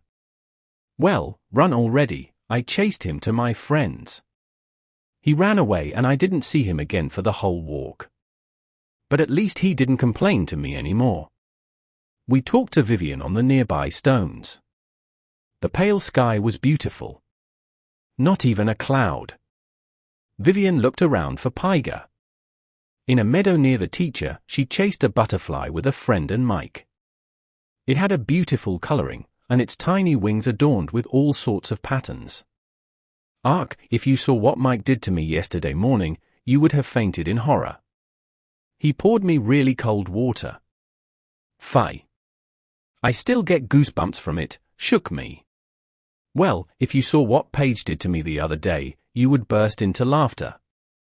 I was brushing my teeth in the bathroom and she was standing behind the shower curtain on our bathtub. I didn't see her there, and while I was going to get a new toothpaste, she drew such a Joker smiley face on the mirror. I returned to the bathroom and while I was opening the paste, I noticed the inscription on the curtain mirror. The whole toothpaste splashed out onto my. I was enough for her out of fear. Vivian began to giggle, and so did I. I imagined Vivian with toothpaste on her face. She certainly had freshly washed hair. And I know how angry she can be when someone messes up her hairstyle. Toothpaste is probably hard to take off your hair. So pupils, pack up slowly, was directed by the pedagogical supervision, to whom I am extremely grateful that I am not alone here with these kids. In half an hour, a school bus is waiting for us at the bus stop at the end of the booking. Peel. Go, she announced to the insane students running back and forth. Over the past half hour, I've tripped over tree roots perhaps 100 times. AU, my legs. We returned home tired. We told everything to the parents and they had a good time, but at the same time they used the educational moment to guide Mike's behavior in the forest. Chapter 9, Weakening. The following month passed quite quickly. I looked at a few pages on the internet about how people handled laser surgery. The reviews were positive. I, too, have tried to tune in positively during that month. The only one who knew about my surgery was Vivian and, of course, my parents. D-Day was approaching at the speed of Eurostar. The school was fine because I prepared thoroughly. Of course, my pupils' book was visited by other grades than units, but physics, logic and math were never too much for me. I was learning, but few people could stuff knowledge about equations or Joule's conversion into my head. I'm surprised the physicist hasn't given up on me yet. When Vivian and I have a tutor, he just rolls his eyes at us. But not everyone is perfect, Vivian told me the day before the surgery during the tutoring. Exactly, I tapped my foot under the bench with nervousness. Vivian saw it. Don't worry, you can do it, she teased me. HM. Probably yes. The bell rang, and the physicist was already looking around to see when we would give up and finally go. Let's go, let's go. I have other concerns than you two ladies. Well run, she urged. When I got home, I learned for Wednesday so I wouldn't have to do my homework tomorrow. Vivian sends me something, but I'll do something myself. Before going to bed, Vivian wrote to me, fingers crossed. You can definitely do it. I trust you. V and a million hearts and smileys. Thank you. I wrote back to her. I read Harry Potter for a while and then rummaged through the thoughts in my head for a while. But I didn't last long. Time to get up, declared Mom. In the morning, I was just lounging and waiting for the 12th. The trip to Walls took a long time. We arrived around 3 o'clock because we came across a motorcade. The hospital where I will be given the necessary examinations was on the outskirts of the city. We entered a white building where everything was uncomfortable for me. I had such a strange, indescribable feeling. Something told me to turn around in the doorway and go home. I didn't want to panic and add worries to my mom. My mother wrote out the examination papers at the reception, and I sat down on a grey cloth sofa. I looked around the waiting room. My gaze stopped at the door with the inscription ambulance and underneath it the name Carryover. I continued to observe the surroundings and looked into the window. It was very nice.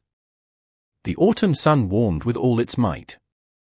A small bird landed on the windowsill from the outside. Strange yellow with a glare of brown. When I looked at him, the door to the office opened. The doctor was a thin woman with a long braid and glasses. "You're going to be Emily Hudson, aren't you?"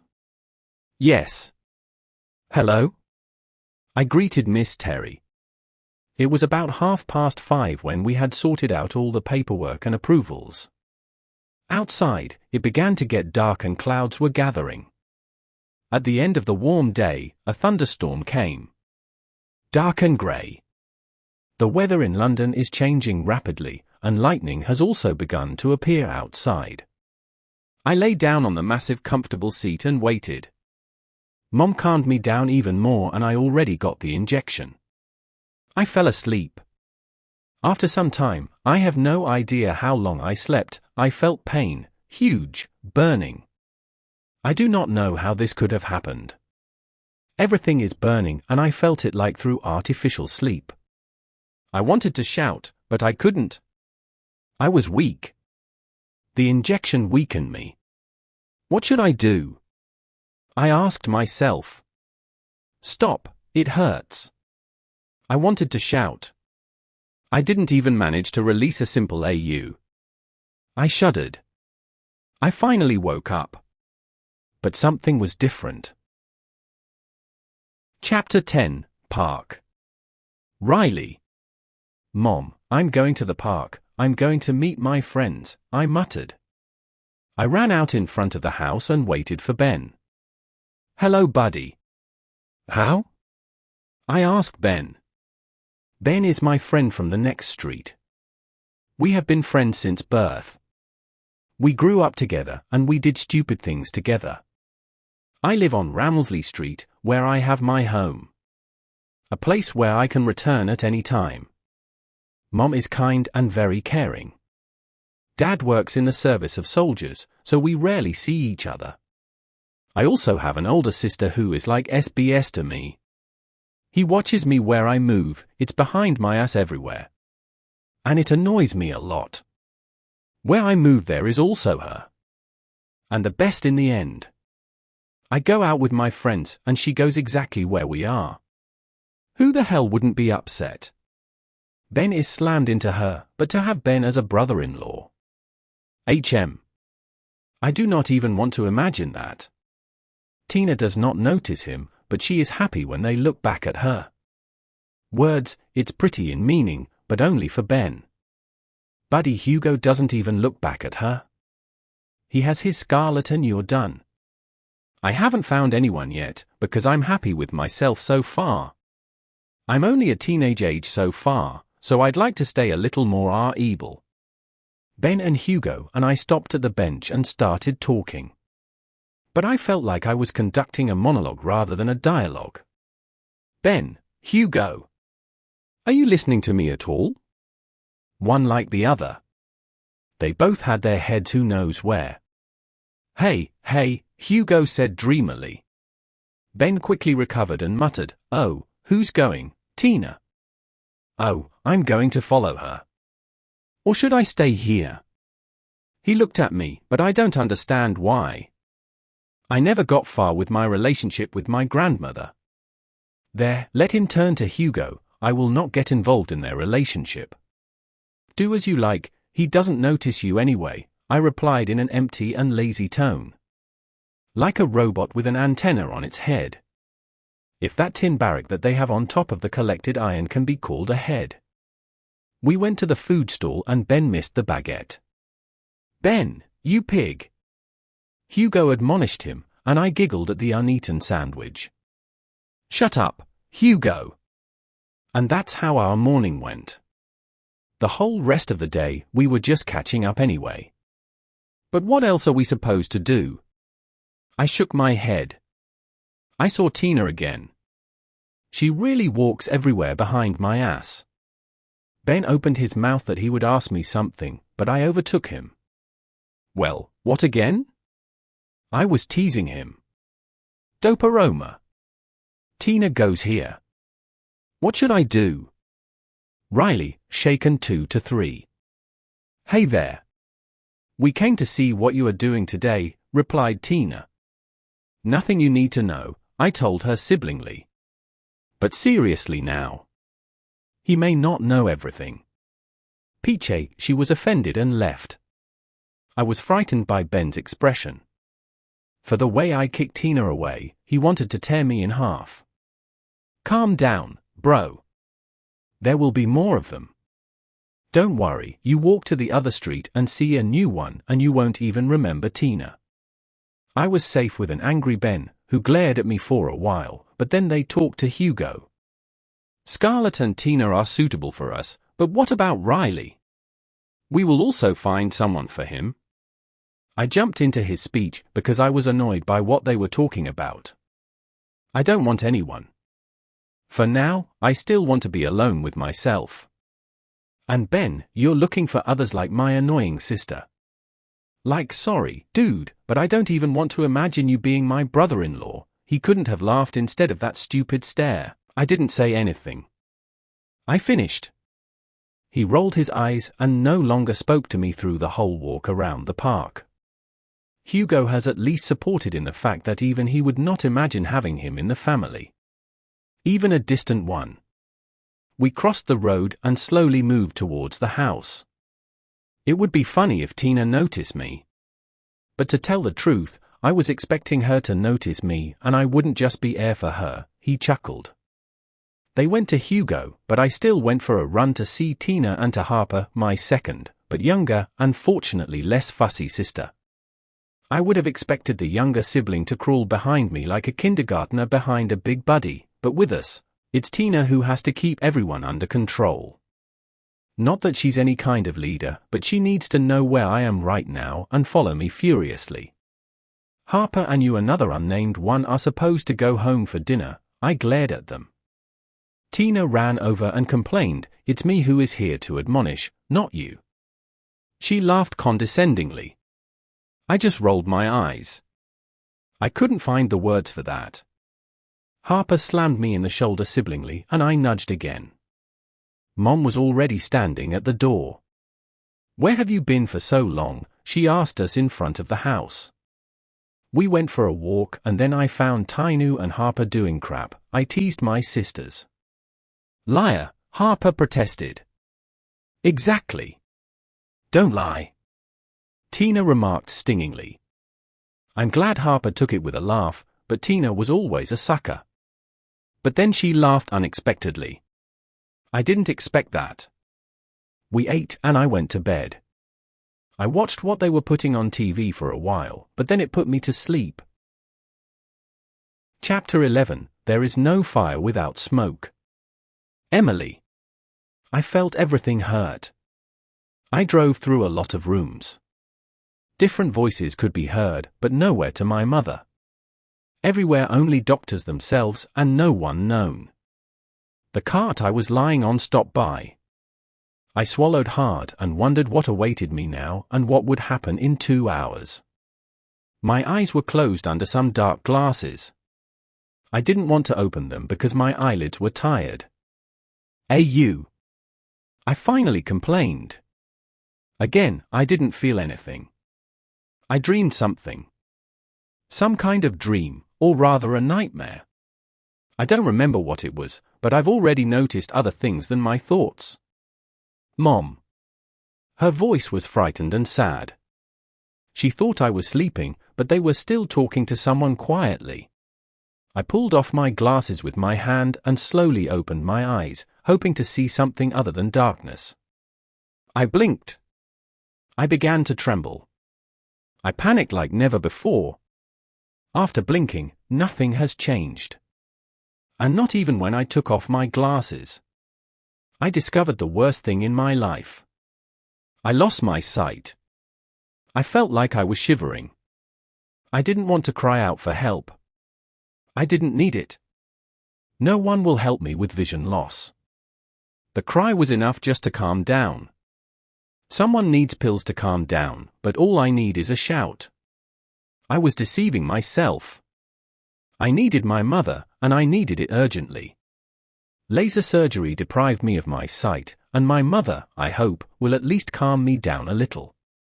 Mom? I burst into tears. Don't worry, here SME, Daddy spoke to me. It jerked with me. I did not notice that he was here too. Where are you? I asked Daddy. He grabbed my hand. It was probably difficult to explain verbally where he was now. I had little strength left, and my eyes were all weeping and red from tears. I closed them because I knew I would never see daylight again, so I would have to get used to the darkness. I took a nap, but subconsciously I listened to a lot of voices. I went through many examinations in the hospital. After 2 weeks, they let me go home. For 2 whole weeks, no one could calm me down. I kept crying and barely talking at all. In the hospital, I found out that the family stands by you no matter what happens.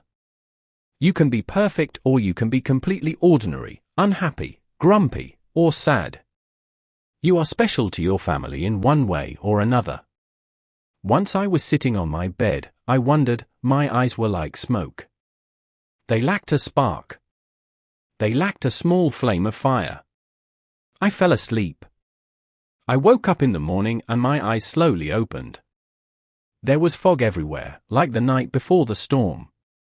I still haven't got used to the unusual vision. Actually, not seeing. It is cruel, but it is true.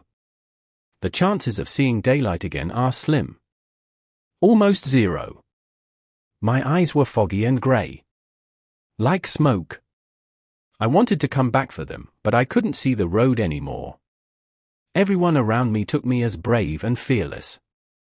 They said how heroically I handled it. But this is just a pretense. I am afraid, and my sadness destroys me. I am completely at the bottom. Ebart keeps me afloat by my family and friends. If it weren't for the parents, Mike, Vivian, and the twins, I don't know what would have happened. I felt like I was on the verge of my strength. Nothing. Darkness. And I must not fall there. I have to be there at least for them. No matter how hard they try, none of them have any idea what it's like to be after a failed laser surgery, and even more so in your teenage years. I am 17. I have my life ahead of me, but I can see, I don't really see, that I don't have much chance of art. There wasn't much inspiration on the internet about how blind people learn to paint, draw, create, or professionally realize themselves. It was cold in the room. I grabbed onto the bed frame, confidently took a few steps, and slowly felt the door handle. I opened even more slowly. There are still many obstacles ahead of me, and one of them is the stairs. First. Second. AU. 2 stairs. M. So this is the record of today. Mike ran up to me within a second and gently squeezed my hand. I clumsily stood up from the stairs and was already standing on a flat floor.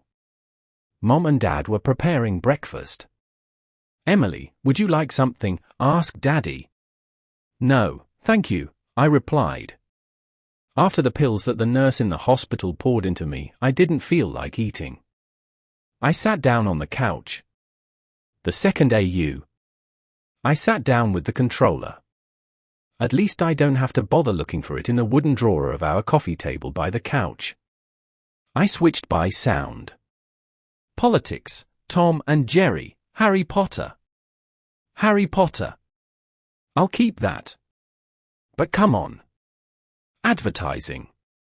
I turned off the TV and bounced off the comfort of the couch. I stumbled again. Before the laser incident, I should have carefully studied our apartment, all its corners and edges, just enough to stumble. Mom ran in with a first aid kit. Mom, you don't have to, I snapped out of myself, pre-taught. I wanted to say it so cruelly. I apologized to her. She was sad and had little strength for words. She just nodded. I completely imagined her nodding, even though I couldn't physically see her. It's strange how the human brain works. I reached into the kitchen and drank water from a glass, which, out of habit, we always leave close to the sink in the kitchen, so I found it in search quite quickly. When I don't eat anymore, I don't plan to drink. I still have many pitfalls and conquerors ahead of me, but first I have one more plan for today. Parents also began to get ready after breakfast. Daddy takes Mike to the cinema and I'll finally go somewhere on the air. My mother escorts me to the park, where Vivian is waiting for me. Chapter 12, Decision. Riley. The night was long. I dreamed I don't even know what. I remember few dreams. I don't have a head for that. I woke up many times at night. I couldn't sleep, so I kept throwing myself around. I went to look at the window and saw the full moon. The moon shone very brightly, like snow-white earth through the winter. Saturday was long. I just slept and did nothing. Harper snuggled around me for a while and then tried to wake me up. I ignored her, and then she stopped noticing me too. I opened one eye to make sure she really left. Tina ran over with the bread and began to eat it. I got a taste, but I was lazy to go to the kitchen. Bring it to me too, I beg, I asked Tina. Bring it yourself, she grumbled, pretending to be preoccupied with TV. In the afternoon, I was already a little more action-packed. We went to meet Ben. But only for a while, because in half an hour he was supposed to meet Hugo at the Savage Club. I didn't go. I didn't want to run who knows where. I fell asleep as soon as I arrived. Tonight was appalling. When I finally got up in the morning, I went to greet Harper in the living room, where she looked at the news and sat down next to her. I was thirsty, and while I was drinking, I was approached by my mother, who was just having breakfast. It's extremely nice today. We could also go for a walk with the sisters in the afternoon. I was so tired that I wanted to sleep and went to bed on the couch again. Harper wanted something, but her mother admonished her, "Harper, let your brother sleep." Yes, let your brother sleep. I took a nap for a while and suddenly heard someone outside the door. It was the voice of Ben and Hugo. "Hey there." I greeted them. They were all without each other. They were probably back in the evening at the London Eye. Scarlett lives there and they like to go out with her in the evenings. I prefer to sit at home in the evening and catch up with my sisters who are bored with TV shows and prefer to fall asleep. "Riley, let's go to the park. It's warm outside today and we could do something," the still sleepy Hugo told me. "Hey, we found a great place. In a nearby park. Will it be fun, and will you take the sisters too? Especially Tina?" Ben asked me. "I replied to you yesterday. They are girls, I will not take them to the park with us. If they want to, they will come."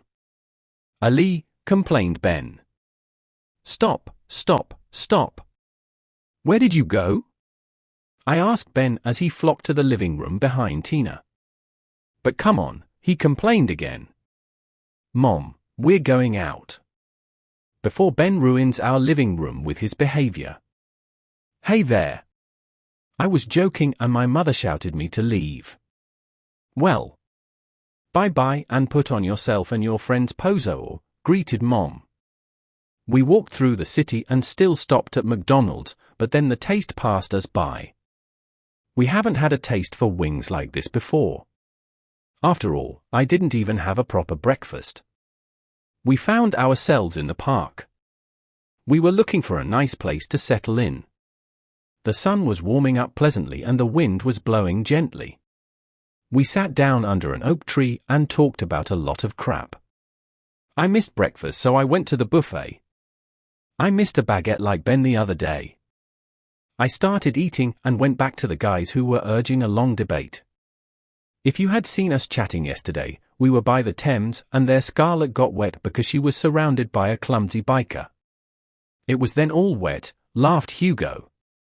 Then they told me how they laughed in front of the Savage Club. I went to say something, but within a second I forgot what. I saw her. The decision-making took only a few seconds. She was not alone, but I didn't mind. I needed to see her. Hugo and Ben just looked at me to see where I was going. I ran to see her up close. People just avoided me and bounced off my path. They looked around, but I didn't care. I accidentally stumbled and threw it down. "Get out, you dog," the blonde said to me, picking her up from the ground. "Emily." "That's cool, Vivian." I stood up with Viviana's help. "Get out, you dog," drove an innocent dog with a scream. It doesn't matter if I make one call. My mother called me. "Sorry," apologized to Vivian. "Run," I told her. She ran to a nearby bench. "I'm sorry." I couldn't tell who said it, but I heard it. I sat down and waited for Vivian. She made a phone call and ran over. Those stray dogs. At least they should put them in a shelter and not let them run around the street in this way, where they can injure someone or be hit by a car. Thought Vivian. Exactly the same Vivian who volunteers at the shelter. While we were in the park, I told Vivian what I had experienced in the hospital. She was sad, but she supported me. She didn't feel sorry for me, and her approach suited me. "I just found out how wonderful your true friends are even in the worst cases." "I'm sorry, what happened to you?" she told me. I was glad for every single reliable help in a difficult situation. In an hour, she escorted me to my mother's car. I drove slowly, but she understood me. As blind people wear, I also wore glasses. I didn't want to be noticed, but the blind stick betrayed me. While my mother was making dinner at home, I was listening to what they were putting on TV. I lay down and supported my head with a down pad. The smell of honey and chili came from the kitchen, the chicken was already baking in the oven, and I couldn't wait. I already began to like eating again. Mom cooked all the goodies, and it was worth it. My taste buds could not resist, and since they were tickled by a pleasant smell in the form of sweet or salty dishes, my appetite also awoke. "Thank you, Mom." Mike kept squirming next to me on the couch, but I didn't mind. I reached the table and we started eating. The conversations after my unsuccessful operation were clumsy at times, but all of us at the table contributed to a pleasant atmosphere. The food was delicious and delicious. Everyone liked it. I took a little nap and left the cleaning after dinner to Mike and my parents. After dinner, I locked myself in my room and there I thought, why did this have to happen to me? Why me? Was it intended for me? Should I be strong and get over it? I couldn't answer some questions even after a long time. I tried to answer the question by asking, why should I give up so easily? But it didn't work out very well for me. My parents help me whenever I need to, but so do Vivian and Mike. I covered myself up to my ears, but I kept thinking again. I felt like Bella from the Twilight Saga, but I miss someone who would be there for me and Code Jacob for Bella. He would be the one who would lift my spirits. He would be a different support to me than my family. I am not saying that man do not support. Not at all. But I would need to have fun with someone, talk, laugh. A little different than at home with family. And something came to my mind. Who greeted me then in the park? I did not have an answer to that either. It was a voice that I am not normally used to. He was special, mysterious and less loud. The voice was sweet and pleasant, like chocolate. I heard it as if only in my head. Am I dreaming, or are they side effects of tranquilizers that they gave me a couple of times in the hospital after my affection and screaming? But that was a long time ago. I do not believe that drugs would have such a long time of action. So how is it possible that the voice was only in my head? It's scary and exciting at the same time.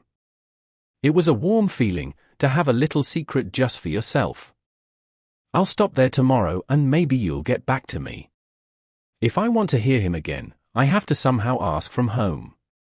I can't tell anyone that I hear strange voices because they'd think I've completely switched over. I need to sleep on it, and in the morning something will definitely come to mind. When I woke up in the morning, I felt an amazing smell. Pancakes with honey and fruit tea. Yummy. I changed my clothes quickly. I have one tracksuit, so it was easy to feel them in a drawer. I grabbed the t-shirt first from the top, but I'm guessing it's one of the red cotton.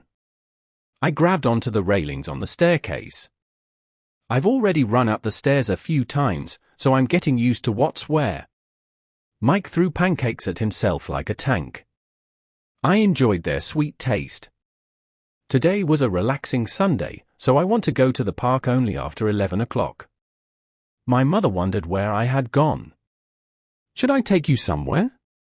I see you just wanted to evaporate, she asked me. Well, I was planning to go to the park. Well, I've got a way, I'll take you there. But you're going alone, aren't you? I didn't want to lie, but I didn't want to tell the whole truth either. I want to be a little alone. But when I meet someone I know, I like to talk to them. I myself acknowledged that I was telling the truth rather than lying. We never lie to ourselves in the family. That is our fundamental rule. After all, I myself did not know if I would meet him. On the way, my mother asked me if I wanted something from the store, but I just shook my head. I was too busy with my thoughts for a verbal answer. I thought about him again. Who was he? Chapter 13, Exploring. Riley. I didn't stop thinking about her all day. I haven't sat back for a long time.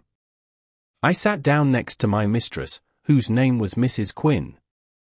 Haley and Tina were basking, and their brightly shining and golden coat was even more beautiful in the sun.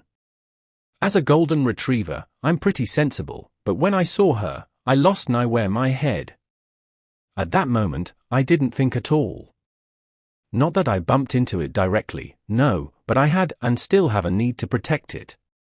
There was something different about it than other people who walk or drive in their colorful cracks or whatever they call cars.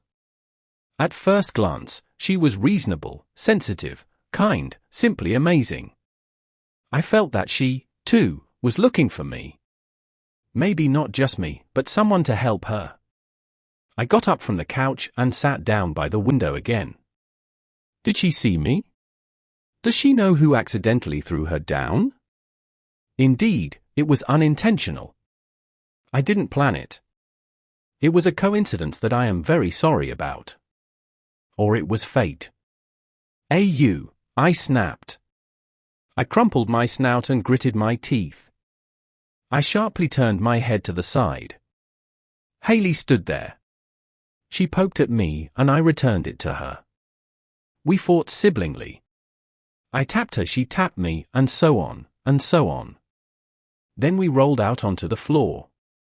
I turned my head back. My whole world has turned upside down. Tina grinned. Mrs. Quinn was just eating tiramisu. Yummy. Of course, as a sweet dog, I can't, but you can't resist that. I stood on 4 and threw the look of a dog's eyes at Mrs. Quinn. Not. You must not. But I have one sponge cake here that wouldn't hurt you, she said, and I was already chewing on an amazing sponge cake. I like old people. They will always understand me. By the time I turned around, my two sisters were already standing in front of Mrs. Quinn. They did not escape. I smiled happily in my mind. I sat down by the window again and waited and waited. I'll go to the park, hopefully I'll see her there. I quickly greeted my mother and the annoying sisters who were still trying to ask Mrs. Quinn something with barking. Vain.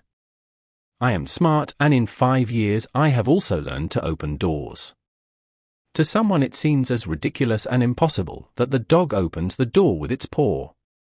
Suddenly, Hugo appeared in front of the door, and behind him his head peeked out Ben's head. Hello. I greeted enthusiastically. Hello. Hi. They greeted me. As dogs, we do not talk by mouth, we do not open them. We communicate with thoughts. It would probably be strange to say in front of people, hello. What did you manage to eat yesterday? Or, well, hello. How is things going with Scarlett? Where were you for a walk? What did you miss about popcorn? It would be strange. And so we are given to communicate with thoughts. Come and go to the park, I announced to my still sleepless friends, who were still half asleep and half, maybe just in one ear, listening. Guys, you could see the beauty on the bridge by the Thames. I stood and she walked with the mistress around. Her name was Gigi. Just imagine Ben and Gigi. Or then one more beautiful splendor passed by. The gentleman glared at it with a beautiful name, Kennela. This, too, would sound beautiful, Ben and Kennel, said Ben on the way to the park. Oh, so Dog Casanova has a new catch, I laughed. Can I call you Casanova? No, you Hercules. And I'll be what? Asked Hugo. Ben is Casanova's and Riley is Hercules. I'm what? Shrek? No, dear friend. You are the Arrow Rose, acquainted him Ben. Not. The Shrek suits me because you have a terrible mess at home and your Kim bears a tremendous resemblance to Fiona. Or do you want to be a Smirk? Why Kabka? Alice in Wonderland. And otherwise, you are quite similar to her, because I will not get the normal continuous sentence out of you, I said. So Casanova, Shrek and Hercules. HM. That's what we ended up with. We all laughed. When we arrived at the park again, I settled under an oak tree. I lay down, Ben and Hugo also lay down next to me.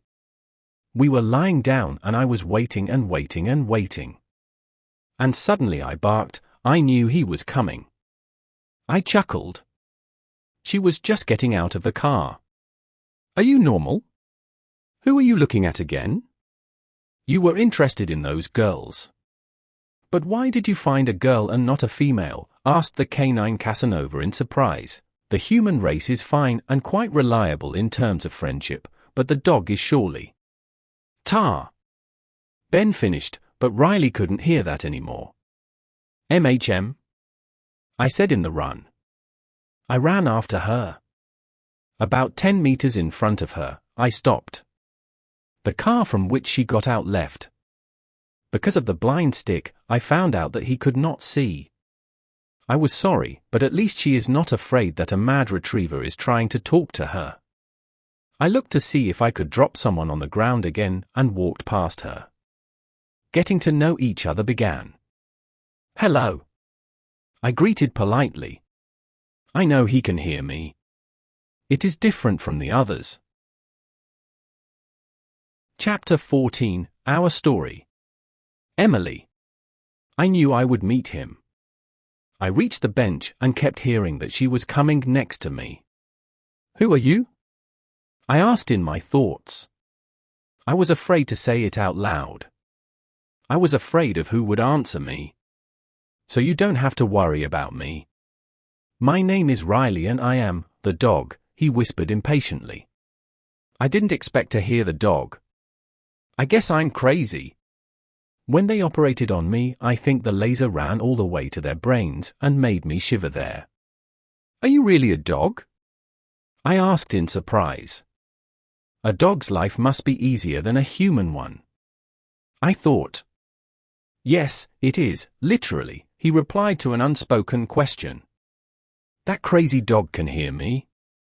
Yes, I'm crazy and I can hear you.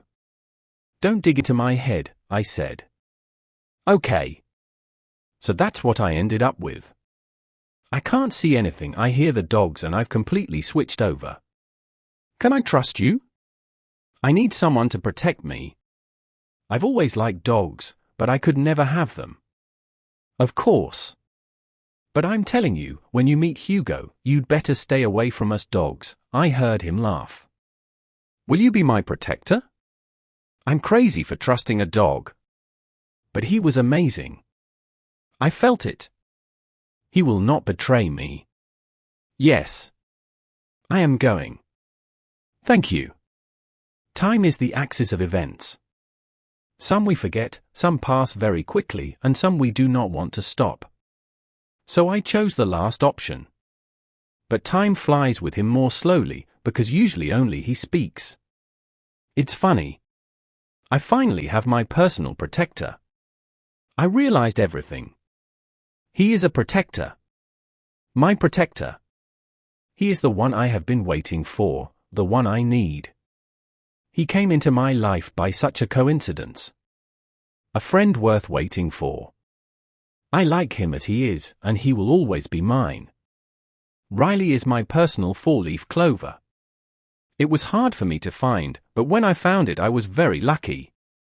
So, I hear you. Yes. Holy. Incredible. I wondered. Yes, you're right, incredible. But how? Your lost sense of seeing has been replaced by a new sense. You can perceive what animals think and therefore. So for not seeing you now I can hear. I asked as I eagerly jumped into his speech. Yes. I will be your eyes. Dog's eyes. I'll keep that nice sentence of his. I'll tell you something important now. We see well only with the heart. The main thing is invisible to the eyes. Kind of muddled Riley. That's from The Little Prince.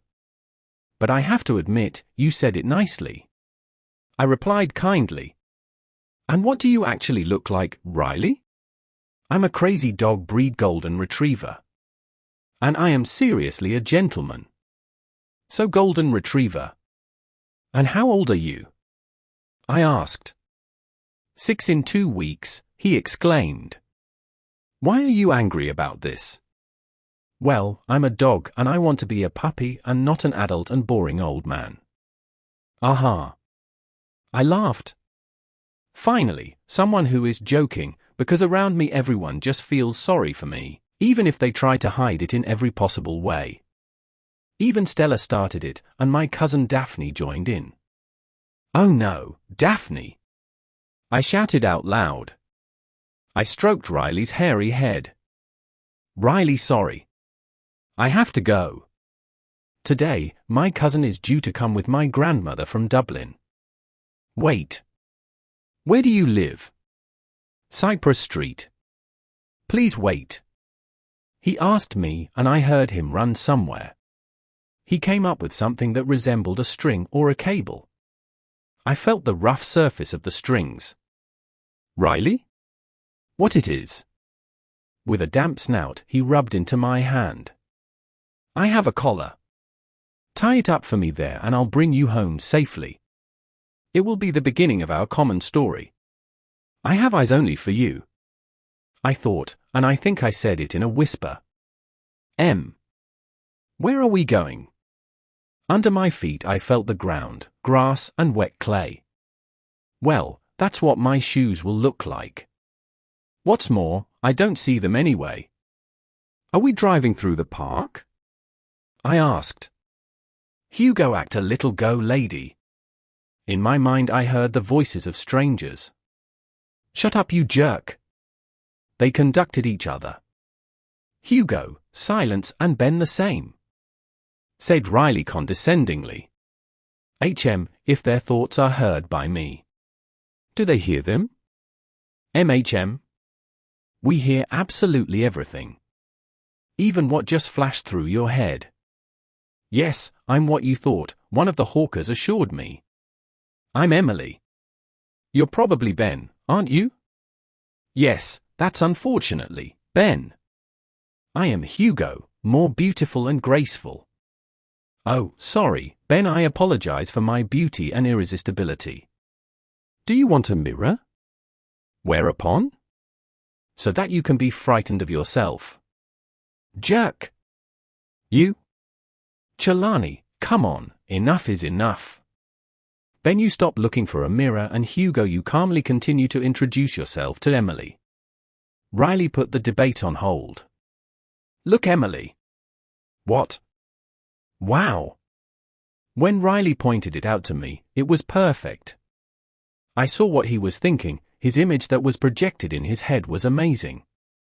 I saw with his eyes, but it took a moment, just a brief moment, or rather a glimpse of a real picture of the present. I saw a dark brown Labrador, who was apparently Ben. The second chocolate brown, also Labrador, was Hugo, winked at me, and then the darkness again. It was perfect. By being able to read Riley's thoughts, I can see what you were projecting in your head. Wow, wow, wow. I couldn't process it yet, so I just wowkla. How did you do that? Does Hugo or Ben or another dog also know? I asked Riley. I don't know how I did it, but I can do it again. At least I think I can repeat it, but it's hard. Try it, Ben. Riley challenged the severed Ben. After a while, I found out that nothing. Nothing, I said, disappointed. I already have it, shouted Hugo happily. By being connected to Riley, who knows how connected. Only the two of you can do it, but Riley knows or can't repeat it, so, about stupid what? No, it makes sense, Riley reflected. I'm really interested, but I have to go. We can meet in the evening at 7:30 in front of our house. I announced to the biased boy dogs. Yes, let's go. Oh my goodness, guys. Hey lovebirds, Ben and Hugo said at the same time. I stuck my tongue out at them. But only in a friendly way. When we got further, I thought, Riley, you're a great friend. I know we've known each other for barely a day, but I know that. I just know it. I love you. And thank you for giving it a try and returning my sight with your eyes. Thank you very much. I thanked my best friend. Of course, Emily. I was waiting to meet you. I knew from birth that my mission would protect someone. And you are my castle, which must be protected. Thank you, too. And we blossom. I love you too, Emily. But I'm just an ordinary girl, I muttered. For others, you are just an ordinary person, but for me you can be the whole world. And I thought that nothing could surprise me anymore. For such motivation in life, it would probably be really rude not to thank. You're nice. Thank you. I replied finally. I smiled, and he, too, raised his upper lip to a smirk. The walk was unusual. The rope I clung to was as strong as our friendship. Riley is the one I've been waiting for a long time. He literally guided me. When he thoughtfully told me that we were at home in the garden, I gave him a tight hug. Riley and Emily forever. Chapter 15, One for the Other. Riley. When I escorted Emily home to meet her cousin Daphne, I sat under the red shutters for a while. On the way home, I wondered how I was able to show her my view of the world. Incredible. Then I tried it at home with Haley, but she didn't sit still for a long time and kept squirming. I didn't have nerves for her, and after 30 seconds I gave up. Dryer, she shouted at me when I didn't have a hard time anymore. Hey, I'm not. I didn't have the time or the God knows what desire to quarrel with my sister, who wakes up for the first 3 seconds which she is alone and has nothing to do. I had to think. During this time, I found out that we can only read our minds for 10 meters. Then it goes out like an engine on a car. You're the engine on the car, someone from outside said. Will someone open it for me? Am I at least at the door already? She hissed. Emily. I flew through the living room and kitchen. Come in. I challenged her as she stood at the door. No, Riley. I have to introduce you to ours. They need to know that I'm going to have a howker. Okay. Pa, Mom. I barked quickly and was no longer at home. I dug out the cable from the bushes again, with which I led her home from the park, and poked Emily's nose into the back of my hand. She tied it to my brown collar and I led her home. Don't worry, Daphne left, she doesn't like dogs. Rather, he is afraid of them, due to an unpleasant experience from early childhood. How does someone dislike dogs? After all, we are so nice and tasty. I complained. I don't know exactly. Come on, Riley. Mom, Dad, we're home. Emily shouted loudly and not in my thoughts. If she had done so, I would probably have had to go to the ear. I hear it 20 times more than people. How are we? Asked Mrs. Hudson Emily. Well, we. Emily, you still have time for a relationship. Well, this is a different relationship than you mean. We are friends. What is it supposed to be? Dog? Yes. Are you angry with me? No, Emily. But I have a condition, he will be in your room. So I'm guessing you want to have it in and not out. Mom made a strong decision. Daddy chuckled at the question, and where do you actually get it from? Won't someone look for him? Are you really going to let me do that? Thanks, I hugged both parents. And he found me. I accidentally barked out loud, a little more loudly. Hi, I'm Mike. Oh my goodness, but next time don't jump on me and pin me. Mrs. Hudson, whom I called the mistress, and Mr. Hudson, the gentleman, I liked very much. Emily, I still have to go home to tell my mom that Mrs. Quee will have one less hungry neck, I proudly announced. Mom will be glad that I have become independent. And how do you imagine just disappearing? But let me talk. I'm going crazy here with Tina and Haley. You're going to go anywhere in the world and I'm supposed to manage it all here? But I'm not done yet, Riley. Your mom will be here alone with erratic teenage girls. I'm not saying I'm not glad you found a new mistress, but I'll need help. Tina slams the door and doesn't show up until night. Haley, she's a housewife sloth, and when she wants something, she just barks. Will those sausages be ready, or Mom? Raise the temperature on the radiator, it's cold here like in Antarctica, and Mom bring me those granules from lunch.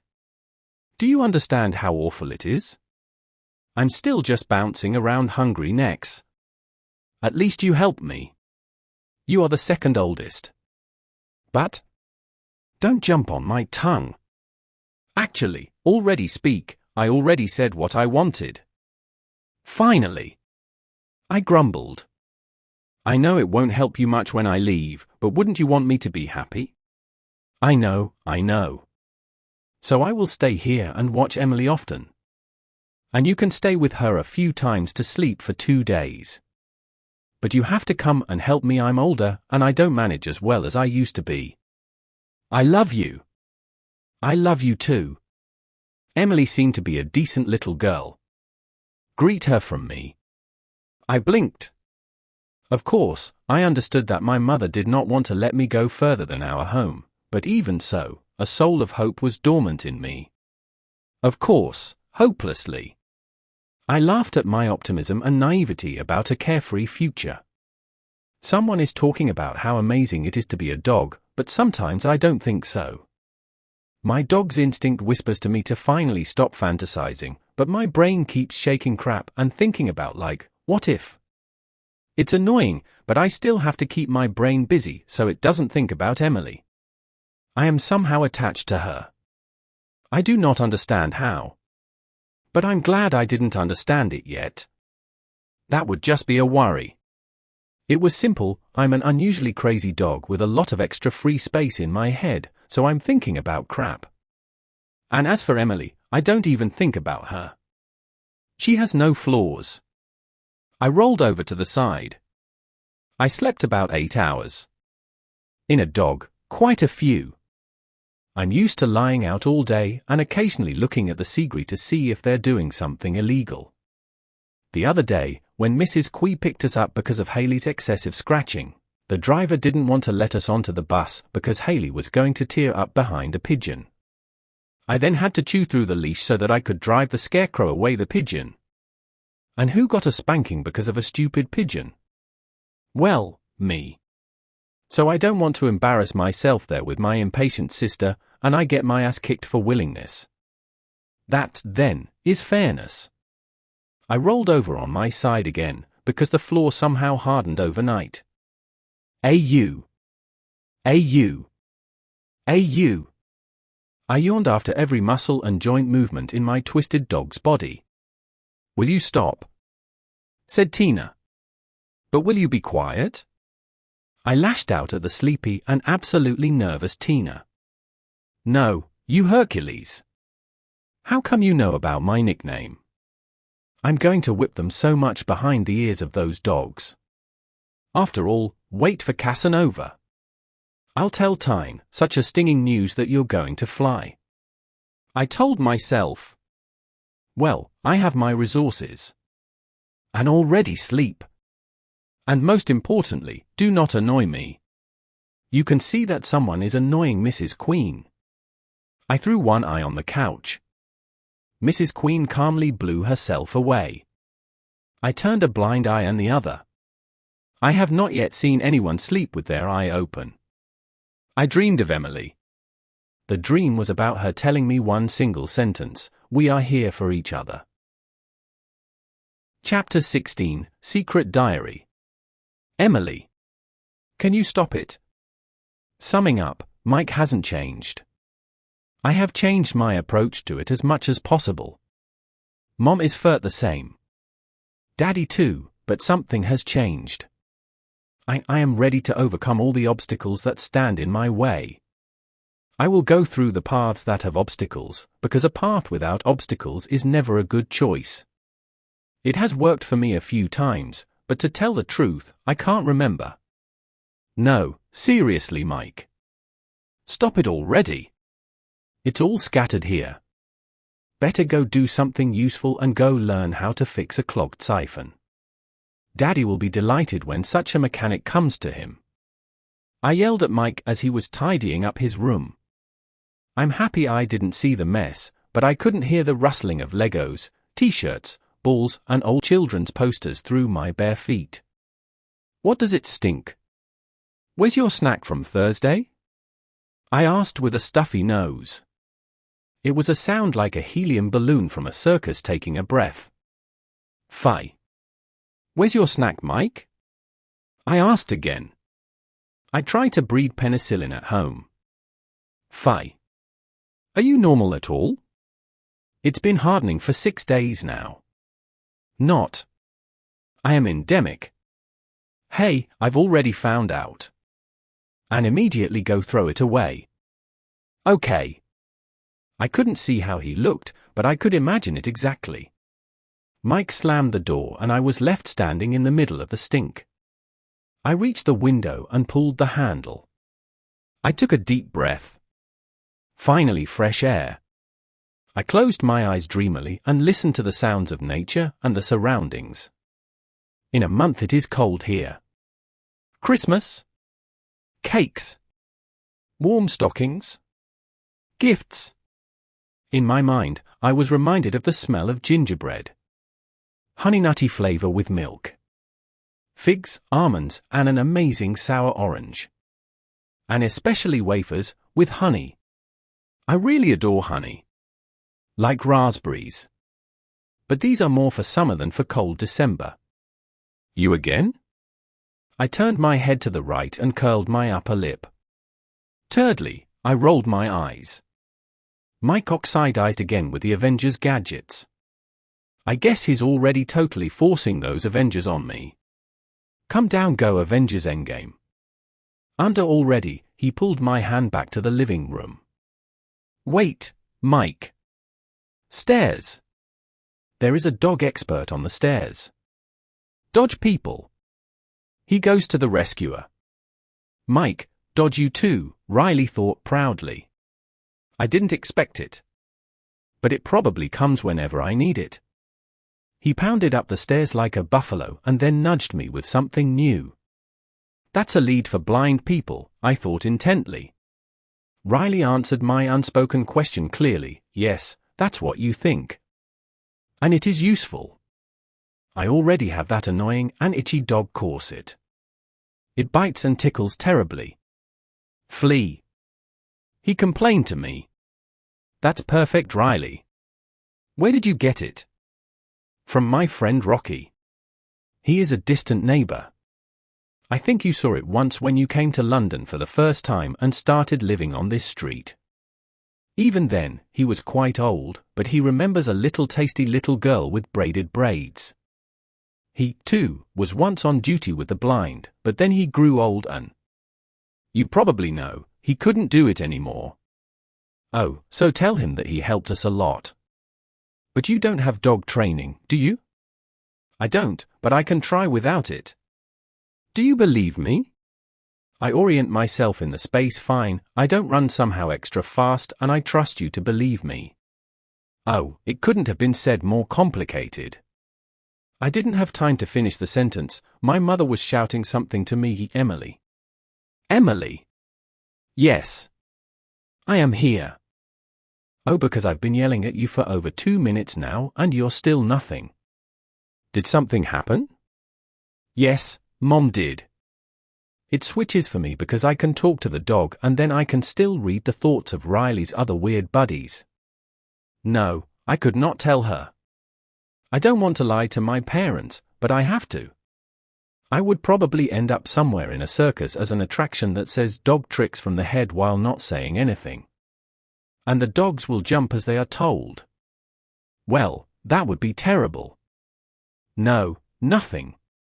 Well, if anything, we can talk calmly. Okay. I want to talk too, Mistress. Riley joined us. He shoved a leash into my hand and I got stuck with his collar and harness.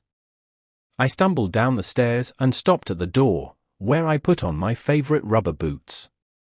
Rained. After nice days, this is to be expected. I grabbed my umbrella. Yellow matched my skirt beautifully. I closed and we went for a walk in the park. I'm really cold. I'm all soaked. We've been going for at least an hour. Complained in a piece of Riley. We walk for 5 minutes and are only a few meters from the house. Oh, I don't like rain, he complained all the way to the park. I sat down on a wet bench. I'm glad I had a raincoat. At least my clothes didn't get wet. Ha ha ha. Stop talking about drought. I didn't say it out loud. But we've all heard your thoughts, 2 familiar voices whispered. Ben and Hugo. The boys are cheering. Emily, will you unfasten me, please? Thank you, Riley grumbled after unfastening the terrible harness for him. Go for a run. Today is Tuesday, I have to go to the garden senior. Mrs. Brown is waiting for me. As you know, I wanted to go 2 weeks ago, but Mrs. Brown was afraid that I would not be able to do it there, and I quote, "You have to get used to it." And I'm already used to it. I'm already looking forward to it. Come to me. Brick house. That's what Riley could find. Yes, I could. Among the thousands of brick houses. It will be a breeze. After all, Riley will find it. He murmured sullenly as I was leaving. Hey guys. Bye Emily and say hello to Sibylla, Ben said with great interest. Whom? I asked, Sibylla? And who is that? He will speak to you. He's already waiting for you, Hugo replied. All the way I wondered who Sibylla was. I let myself be surprised. But what else was left for me? Nothing but waiting. Oh, good day, Miss Emily, someone said in a rustling voice. Good, I greeted mysteriously. You don't have to worry about me. I am Sibylla. Under closer. I can't see where you are. Sorry. Don't apologize. You are not to blame for this. It will probably be better that it has you do not see. Why? I'm hurt, said a voice. Still mysterious. I thought others could hear that voice, but again, it was a delusion of my head. A dog was talking to me. Yes. I am and very old. Can I help you in any way? No, Emily. You don't have to. Only one thing will help me. Aha. Understand. What do you actually look like? What happened to you? Why are you so mysterious? Oh. Still just questions. There are always too many questions, but without answers, the world would be easier. Not all questions are answered. Life is actually one big question that we only get an answer to at the very end. What do you mean by that? Oh, my dear. Try to ask a different question. Or try to answer for yourself. How did this happen to me? Answer. I don't know.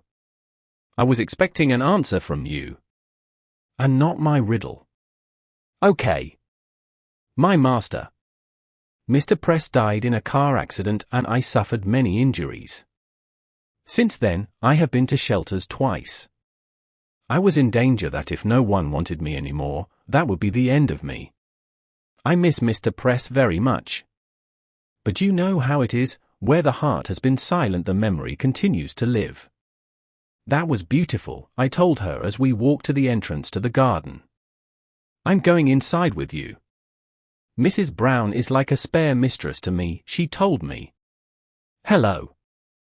Sibylla, you have breakfast here. I bought you new granules. I hope you enjoy them.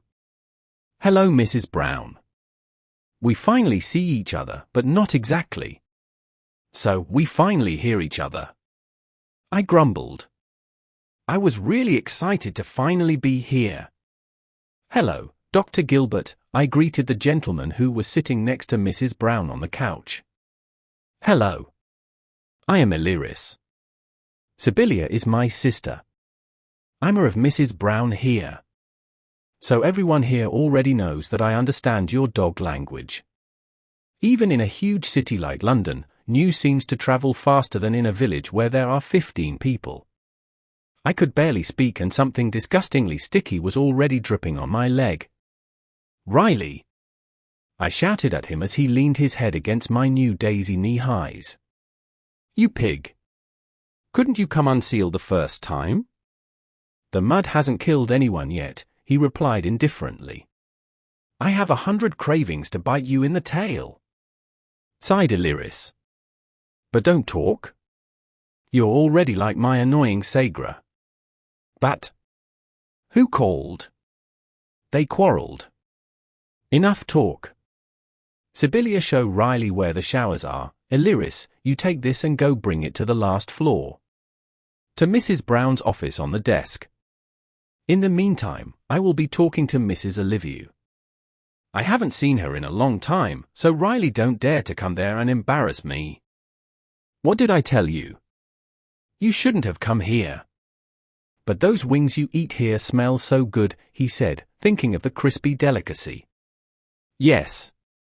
Even my brother controls thousands of leaks when it comes to food. So on. I took one tasty wing from the table and slipped it to his snout. Olivia. This is my bodyguard Riley. I'm pleased, said Riley with his mouth full, but only I could hear him anyway. He probably wanted to be polite. Hello, Riley. We have already met once. Hey, where? Asked Riley, but as always in vain, no one except me heard him again. Surely you remember me on Tower Bridge. You know where I mean, don't you? Riley muttered disapprovingly with his mouth still full. I just realize how terribly slow it is. I understand you, Riley replied to me with a full muzzle of fragrant meat. What? I cried out loud, and Riley's deafening scream into the void swelled in my head. I don't understand him as much as you do, but I also had a similar dog and I got along very well with him. How do you see Riley, Emily? Well, I don't know. I never thought about this, I just knew that it was him and he would not betray me, he would perceive me as I am and we would understand each other. We will not have reservations about ourselves and we will not condemn ourselves. We'll be there for you no matter what. Riley is my. It has always been so, it is so, and it will always be so. I understand his feelings, expressions, words, thoughts. Damn it! What I said. Oh, no. I know what the bond is between you. My dog Damon was the same. I didn't understand his thoughts perfectly, but I got to grips with the essence of the matter. At that time I was about 7 years old, I was on a walk and lying stiff from the cold in a thicket of foliage. I took it home, but you know how, the dog's parents didn't even want to see it. So what I told you here 30 seconds ago, don't you take as a clipping of my imagination? No, Emily. I had a similar story with my best dog friend, but as you already know, there is a bond between you and this Riley that no one in the world or even in the whole universe can explain. Do you know what kind of bond it is? Why did I say such nonsense? Mrs. Olivey, and yet she cannot know what Riley is like and what I am, and what unites us that we cannot even be 10 meters apart. No. Riley is more than a dog. Everyone can be more than what they are. If he tries, of course. Dreams do not become reality for nothing. Is it true that you dreamed of someone who would be more than a friend to you? I wanted someone with whom I could say what no one knows. Do you have no secrets from me? He asked in surprise. No, I'm telling you my feelings, thoughts and ideas that even Vivian doesn't know about. You are my secret diary that is locked and unlocked only by my feelings. I haven't told anyone that. UPS. I really can't tell my thoughts and what I'm going to say out loud. Now Mrs. Olivey, and she will think that I have hit the door on top of all this and rubbed my head hard. You probably think I'm completely shot when I poem like this here about a dog I'm somehow tied to. Not. Is that a fact? Yes. I was the same. But we couldn't read our minds. I tried to figure it out for 12 years. But with Dan, I got along like no one. He was just a little less fussy like Riley. Nothing against you, Riley, she told me. Riley just nudged me in the hand because I knew I hadn't seen his wink. It's kind of our signal. I knew you could do it, Riley, Mrs. Olivey said praisefully, and towards Riley. What was he supposed to prove? I asked. You'll figure it out over time. But when will I figure it out? When the night begins with sunrise. And no more questions. It is already quite late. You have been here for 3 hours. Lunch is definitely already on the table. Bye-bye, Emily, and when you need something, you know where to find it. How was it where night begins at sunrise? I quickly said to my unspoken sentence, well, I will not remember that. Well, that's why you have me, Riley muttered. How come you perceive me as I am? I'm just an ordinary girl. For some, you're just an ordinary girl, but for me, you can be the center of the universe. Thank you. You're not worth it. The rest of the way we went quietly. I secretly looked at Riley's thoughts and wondered how important I was to him. I have nothing to say to my classmates at school at the moment. Vivian is my best friend, but she has changed. I am not saying that I do not. She was frightened. Not me. She was frightened because we don't meet so often anymore. We don't call like crazy every minute, and we don't get angry at every stupid thing that goes by. I miss it. A year ago, we were like sisters. Secrets united us, not divided us. If you want, tell her about us. Hey, don't dig into my head, I laughed amused. You're climbing into mine too, Riley countered. No. I am determined that until we meet regularly, this mystery is only in 2 heads. Whatever you decide, I'm here with you. Chapter 17, Obstacles. Riley. I asked all sorts of questions. I didn't find out anything, but Emily is still counting on me. What she told me a week ago encouraged me to help her even more. At school, they avoid it. Even with my hen's little brain, I found out that they felt sorry for her. She doesn't even want to hear about it. Vivian began to notice her again, and they go out again. Instead of painting, she models statuettes, buildings, and something else that the shape cannot be determined. Thus, not seeing has to work with things that he can do. She tried to paint a picture, but instead of canvas, she dyed the wall, and the janitor was really angry with her. Then she tried her luck and tried again. She didn't hit it again, but this time it was caught directly by the janitor because he was repairing the sink in the classroom, and a paint blew it out of the bucket. Finally, they moved her to Vivian's modeling shop and they spend their mornings and afternoons there. I go to spy under the windowsills. They often laugh in such a way that even through those anti-noise walls, even a deaf person would hear it. During that week, I managed to do a lot of things: eat something, sleep, eat something again, and sleep again. I had so much that I didn't know what to do sooner as an action dog, but this week I was terribly lazy. As I lay upside down on my back today like a chicken on a baking tray, it occurred to me that I would entertain Emily with agility training. He will teach me tricks, jumps and sweeps. I stood on 4 and ran to the door. There I barked 5 times because I was lazy to open the door. Mrs. Queen came out of the living room and opened it for me on a cloudy day. DRR. I whined. It was so cold that I probably wouldn't have expected it in December. It's never this cold in England. If I hadn't been embarrassed, I would have put on a scarf.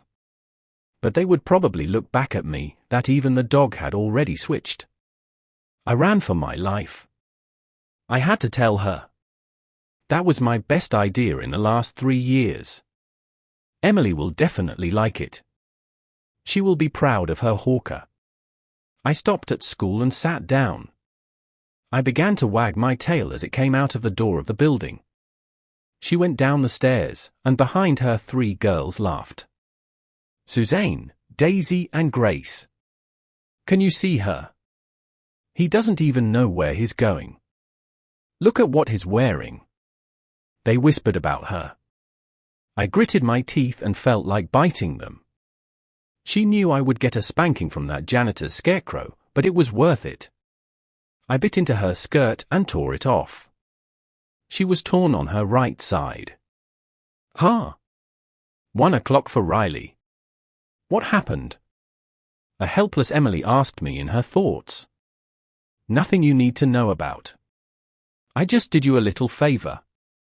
I chuckled again. Barbie pulled me by the collar and I cleverly smashed it onto the Polly. I would like to say that it was a pleasure, but I do not like to lie, Barbie. I was left without a collar, but that's nothing. That was pretty rough, Riley encouraged her Vivian. You finally counted the outdated model. I adore being praised. Emily grinned, and Vivian watched Barbina run to the girls' locker rooms. You shouldn't show her eyes anymore, Riley thought Emily, smiling in spirit. Emily, I have something to tell you. Yes, Riley. But not here. Okay. At home? It might be cool there. Great. I shuddered proudly. She will be thrilled with my wonderful idea. Hello, Riley. Already officially. I forgot that I hadn't introduced myself to Vivian yet. I tried it, hello. Well, in vain. I hate it when no one but Emily can hear me. It was warm in me, and I was looking for a way to talk to her and please her. He must find out that I am not just such an ordinary raven. I barked, but not like a squirrel, disgustingly and with anger. I used my dog's charm and elegance. I came to Vivian and sat down on the cold concrete. I lifted my paw and handed it to her. She gladly grabbed it in her hand. "Jeej! You are golden," she praised me again. Emily smiled. I knew she was proud of me. She thought so. She wouldn't hide anything from me. On the way home, the girls were talking about the girls' things, and I pretended not to notice them. When we got home, to Emily, I rolled out in front of the fireplace. I fell asleep. 1 hour, the second hour, the third hour, and the afternoon is gone. I would have slept for at least another hour, but the tremendous smell of smoked meat from the soup woke up. I shot from the sofa and flew to Mike's chair. He started eating and my clinkers converged. "Give me! Give me! Give me!" I thought, but Mike didn't hear me. The mistress looked at me ugly, but Emily was just cheering behind a plate of soup. "Riley! I can hear you. But do you know how others hear you? You bark. Mom's head is already crawling. You'd better keep quiet, because you'll be sleeping outside today," she whispered in my mind. Trucavito, I returned to my place so as not to irritate the mistress and the master. It's cold outside, so I don't plan to sleep there. A few times I smelled the smell of meat, but I no longer dared to move my hind paw. I also smelled something else. I came to the window and, bored, leaned my head against the inner window sill. "Catara!" I screamed, but the mistress slammed her fork against the plate and opened the door for me with a thud. I forgot again that only Emily could hear me. The mistress indicated to me that I can bark outside as much as I want. I shook my head to the right and noticed Amelia's sad expression. For the first time I am at Emily's house, and for the first time I can sleep with her in a warm fur pellet that they bought me in the afternoon with Vivian. I hung my head and cut down the stairs to the garden. Emily looked at me one last time, and then the already annoyed mistress closed the door. She is not bad, she just does not like it when they have dinner and does not hear her own word when talking, because the dog barks because of every stupidity. Riley is pleasant, but you need to train him. After all, he can't sinister bark at Mike when he is. I'm glad you found a friend, but she won't be able to stay here if she doesn't behave decently. She has to go back to Mrs. Queen. I listened to the conversation between my parents and Emily. I glued my ear to the wall and continued to listen. I didn't hear anything special. Once in a while, my name was heard, but that didn't bother me. I was more worried about sneaking into Amelia's room in the middle of the night. If he had a room downstairs on the ground floor, I would climb through the window. I looked up. In it, the room was lit. I estimate that I will not jump 5 meters in height. He showed me a light bulb in my head like in a movie. Something came to mind. "Emily? Rather?" I asked her. Not anymore.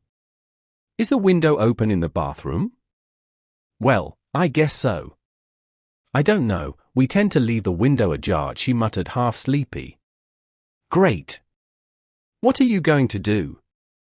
"Riley," I didn't hear any more. We moved away more than 10 meters and the connection did not work. I ran to the bathroom window and pushed the half-opened window with my paw. It was small. "Au, au, au," I yelled. "Damn it!" I muttered to myself. I got stuck. But come on. I'm not that fat. I complained and looked at my wedged background in the window frame. I caught myself against the wall with my front paws, and my hind leg was inside. Every day I run from home to the park and Mrs. Queen takes me for a walk. What should I buy? Some treadmill so I can stuff myself through the bathroom window? Uff. I shuddered when I finally reached the washing machine. I quietly peeked into the living room and checked if someone would move me to the garden again and I wouldn't have to sleep there all night. Air clean. I tried not to think about anything to make Emily a surprise. I wanted to go up the stairs, but then it was as if I had crashed into a stone wall. I pulled back and climbed quickly behind the couch. The Lord passed by. If he had seen me, it would have been a disaster. I don't know how I would explain to them with my barking that I was so fat that I almost didn't crawl through a 35-centimeter window into a cold bathroom. The master left, and I quickly walked to the mezzanine, and there I hid behind a flower. The mistress looked suspiciously at the flower, which is suddenly somehow fatter. She came to me and almost saw me. While she was bypassing the flower, I climbed behind the curtain. Thankfully, it's dark all over the house. How glad I am that Mike is already asleep, because of him it is dark throughout the house. He supposedly does not fall asleep at all when there is even something lit in the house. The mistress bypassed the flower and I was really relieved. I took a deep breath, and then I hoped with a little soul that no one would scare me like this anymore. It was thrilling because a few more times before I arrived at Amelia's room I had to hide behind an armchair or a bonsai. Then I slowly opened the door and saw Emily sleeping. It will be difficult to close the door. I have not yet learned that, because at Mrs. Queen's house I only shook, but now I have to shake it quietly. After all, it cannot even be splintered silently. I stood on the back and pressed the handle awkwardly. Bang! Ups! That was a little loud. I thought. What was that? Screamed Emily. It almost tore my brain as she thought out loud. Can you think quietly? You didn't answer my question, she argued with me. I tried to sneak into your room, I emphasized kindly. Great. And now I have how to explain. Well, mention the devil.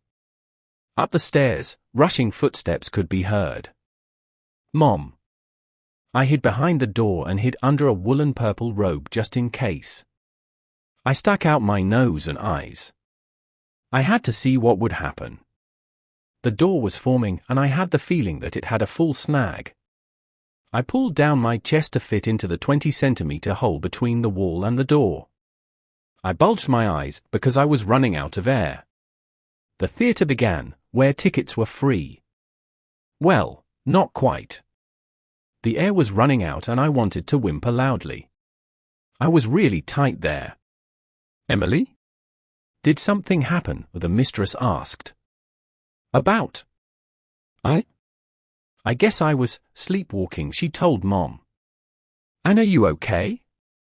Good, Emily, she greeted and closed the door. Phoo! I exhaled behind the door with a bang. Emily? What was it? The door opened again. Riley. What are you doing here?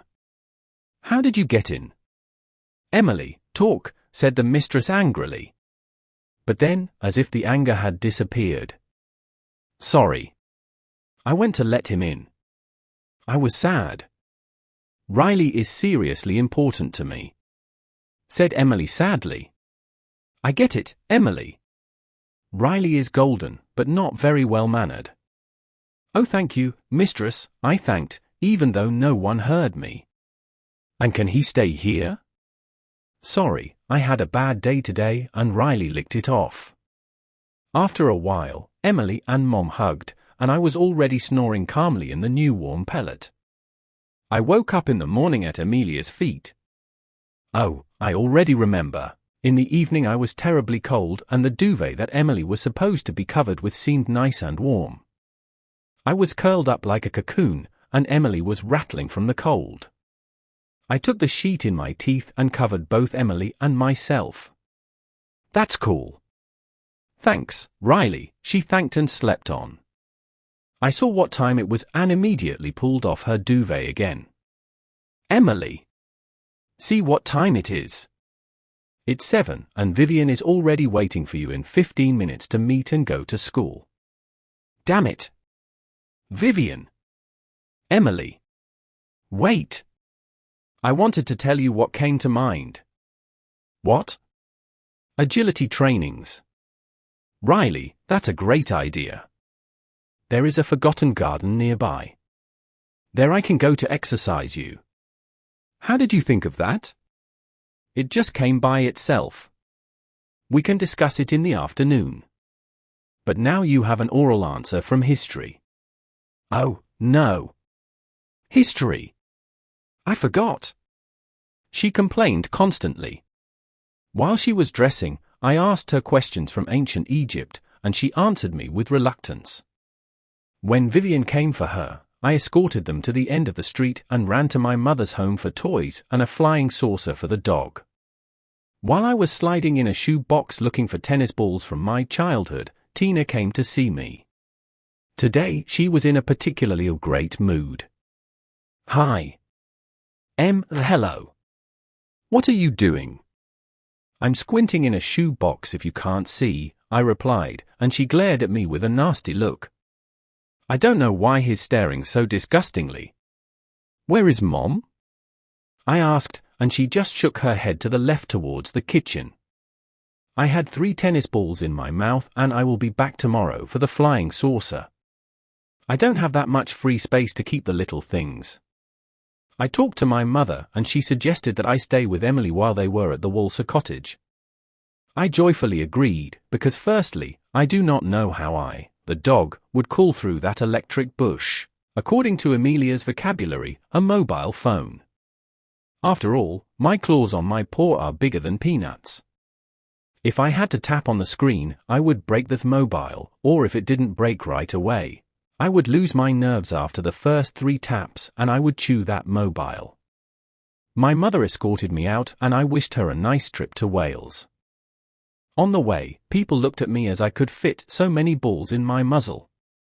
I put the express balls in Mike's hands and he stored them nicely in the bottom drawer in the hallway.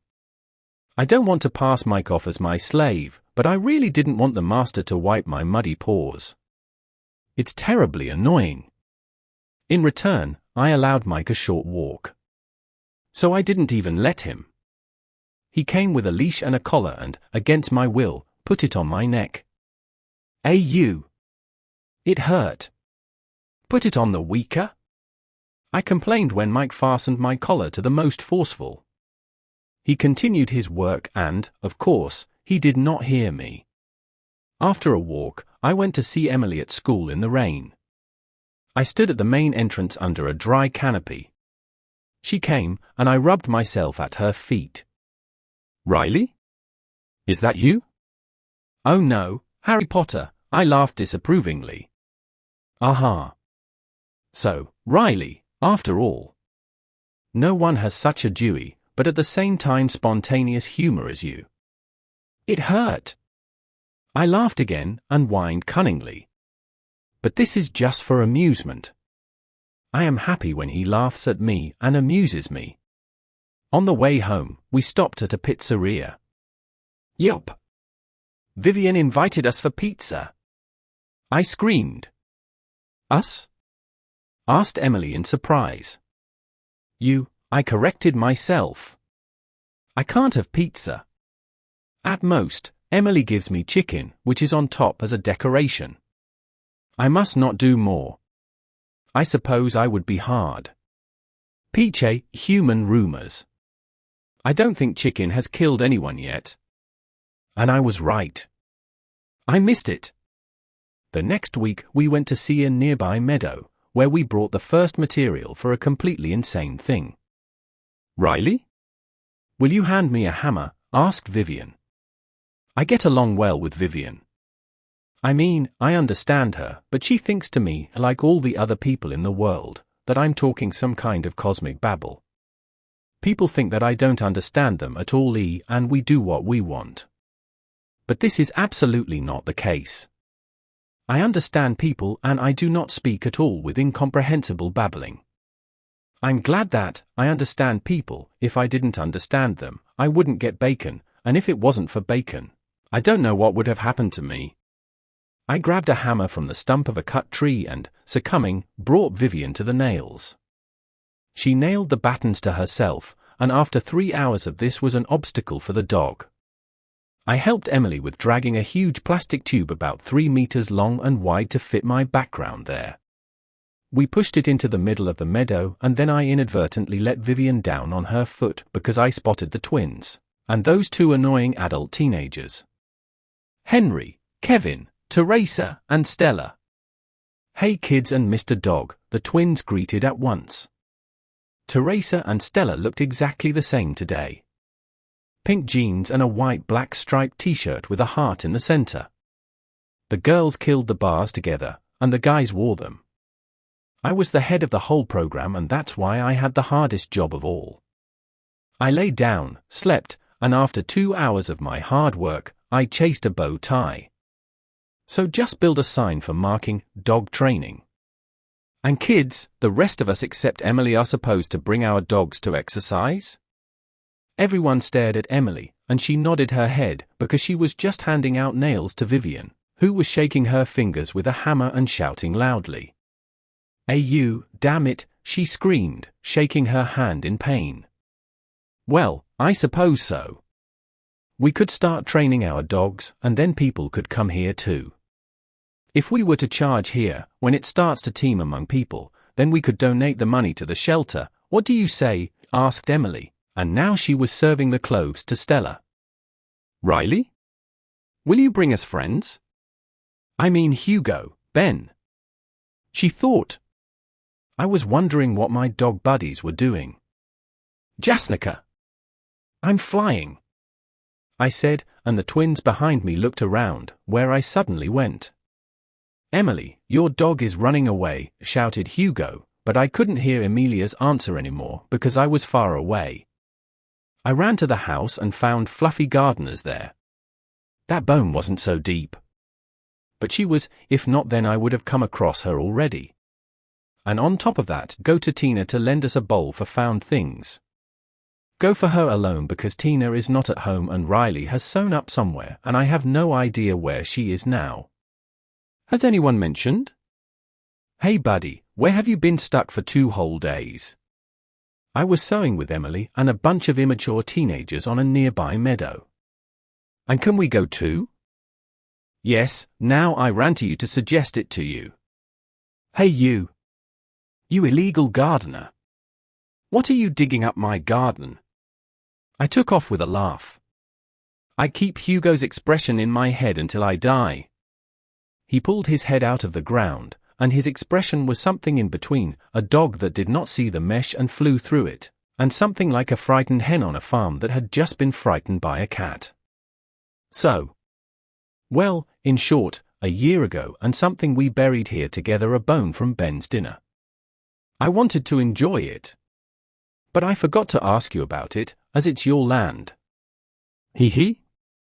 I'm going to give you such a hee that up. I spat out, then I pulled it by the collar with my teeth from a pit about 1 meter deep. Are you coming with me? If you are lucky, you will have a new mistress or master. I encouraged them, and they were already chasing after me like soldiers. Stop, stop, stop. What again? Complained Ben, and Hugo raised his eyebrows. Well, probably why did I stop at the fountain? Peel, wash yourself. After all, you are all muddy. Well run. I them and they obediently moved to the clean fountain. When they shook, we ran after Tina and Haley. We needed one more Hawker. How about taking Scarlet? She would come with us, suggested Hugo, and ran straight for her into a block of flats 2 streets away. Her coat resembled a just-blown sheep. I have never seen Scarlet before. She moved in 3 months ago and still went somewhere for dog shows. She's a poodle? I asked in surprise.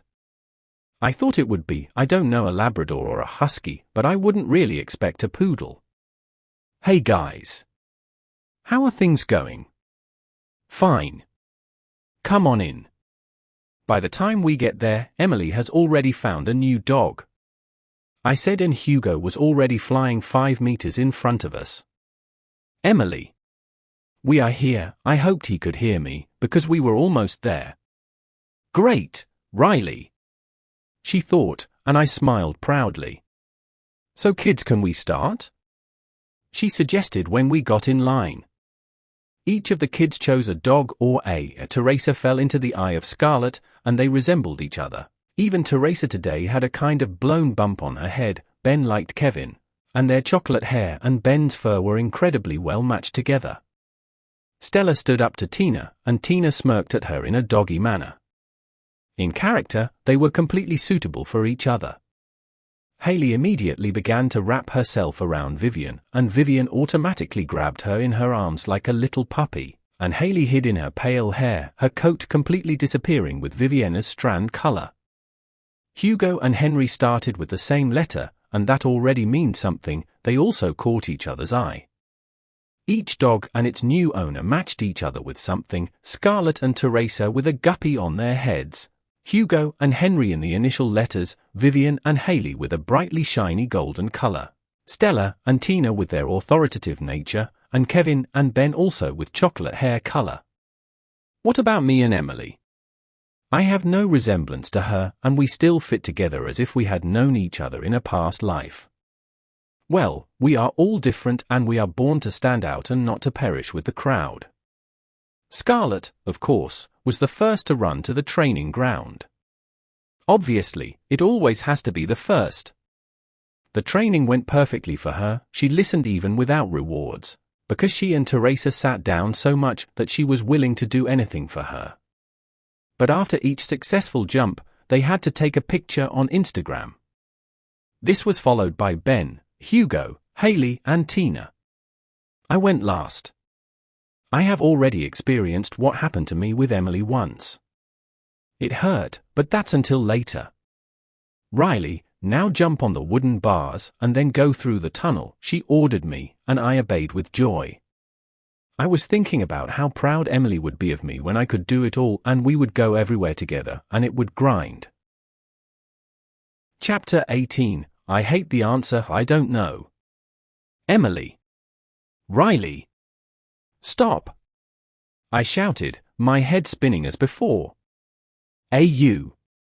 Why did we put the tunnel so hard? Emily, what happened? He complained, and was completely unaware of what had happened to me. How do you get it? How did you do it? I asked, still spinning like on a carousel.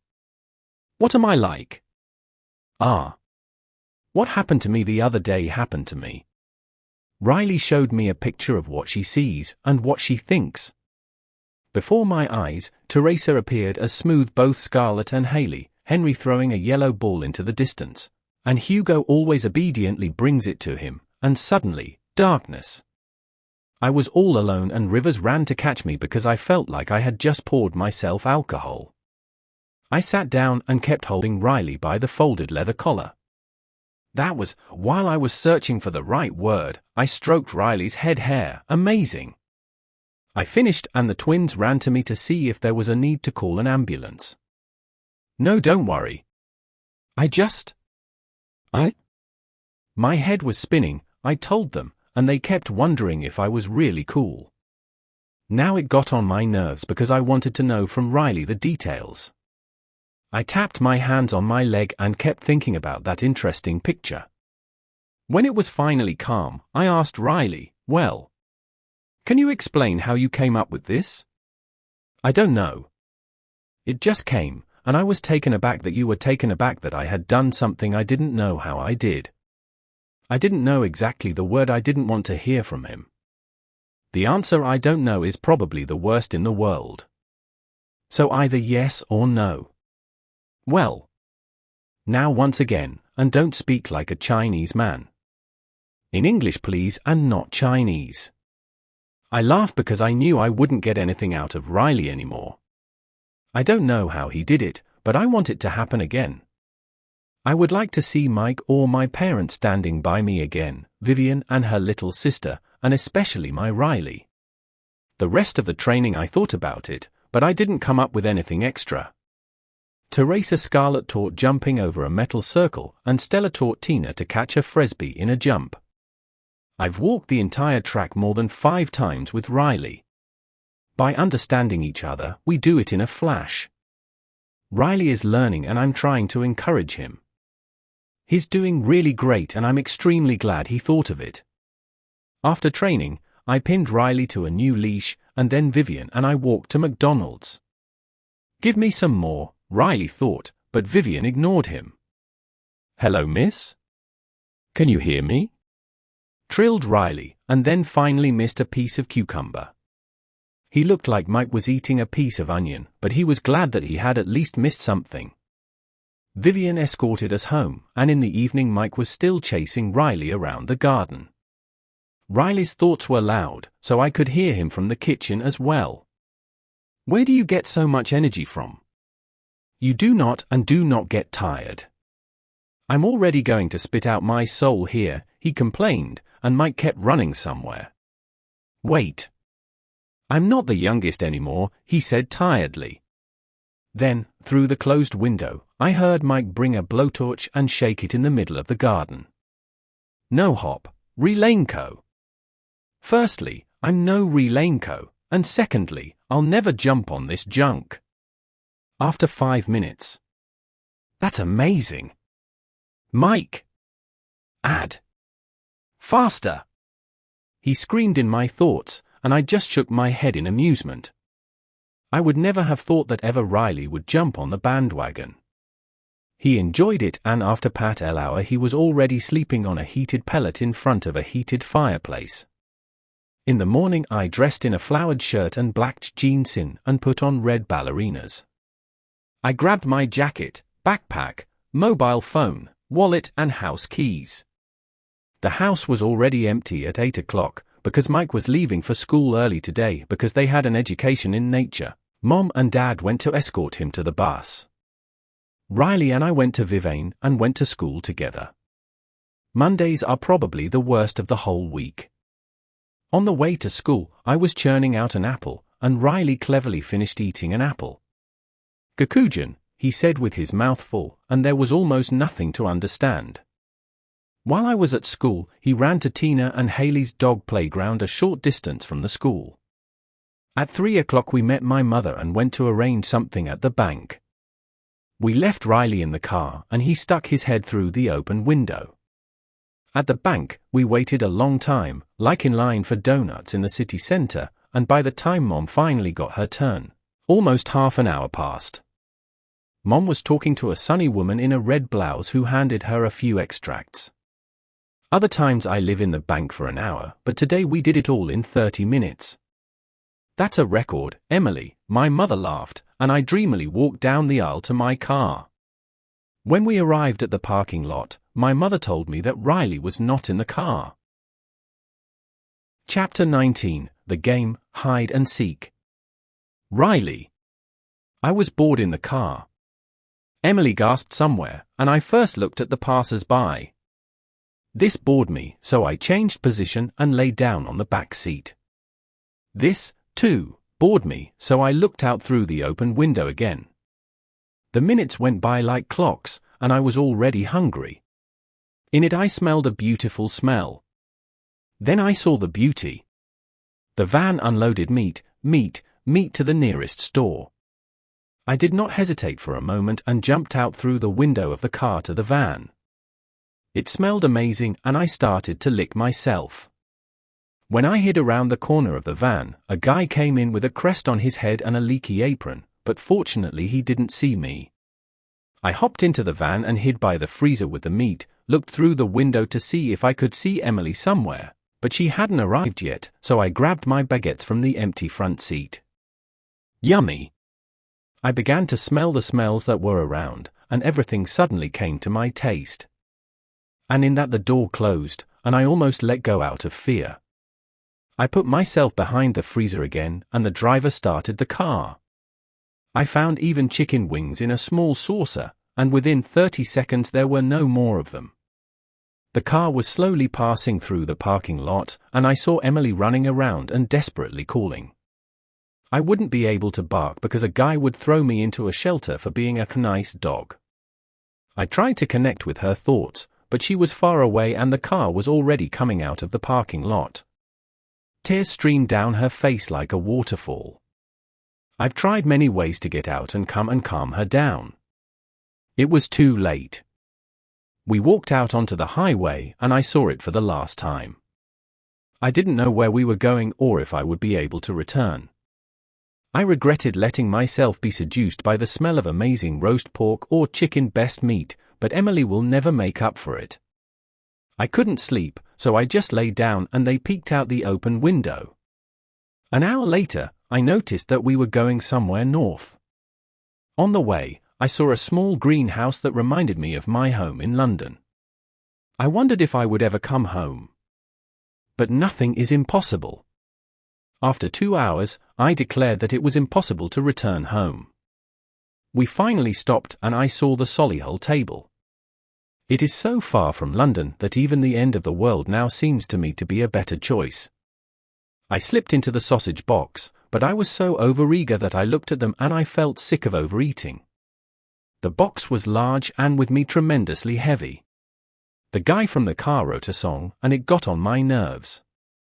When he finally dropped me to the ground and left for the other big boxes, I climbed outside and ran so that no one could see me. I wandered the streets, feeling like I was in a labyrinth full of zombies. I've never been outside London before, and that's why all the people and all the dogs seemed a little different to me. I do not know what it was. I walked around and came across a small chihuahua that had eyes like a chameleon on both sides and unnaturally bulging.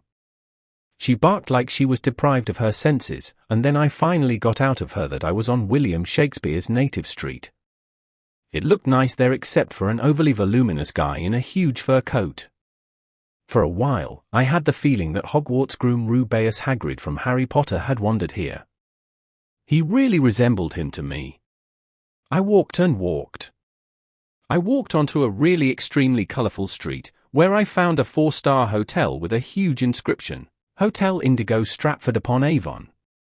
As the receptionist walked in through the huge spinning door, I pushed myself onto the suitcase cart and he happily transported me to the 4th floor to the 78th room, where a little tasty little girl with dark hair was playing and her parents were just unpacking. The receptionist unloaded the suitcases and I ran into the bathroom. I was waiting for the family to leave and the little girl reminded me of Emily when she was 5 years old. She showed me photos 2 days after we met. When the air was clean, husband and wife went out for dinner, I climbed into the closet and spent the night there. I was comfortable there. The warmth in the wardrobe pellet was replaced by a cold in the morning. When the family woke up, they drove somewhere in a shiny car right after breakfast. I was fine at the hotel, but it's time to make the long journey back home. I was at the bus station at 10 o'clock when it rained terribly at that moment. I didn't really care that it was raining. I need Emily and she needs me. After a while, I was soaked like a wet mouse. As I ran away, I wondered if it was better to go down the road or through the forest. I chose a forest. On the way, they could catch me and then slam the door straight away at the shelter. Already at the first branch, I tore my collar.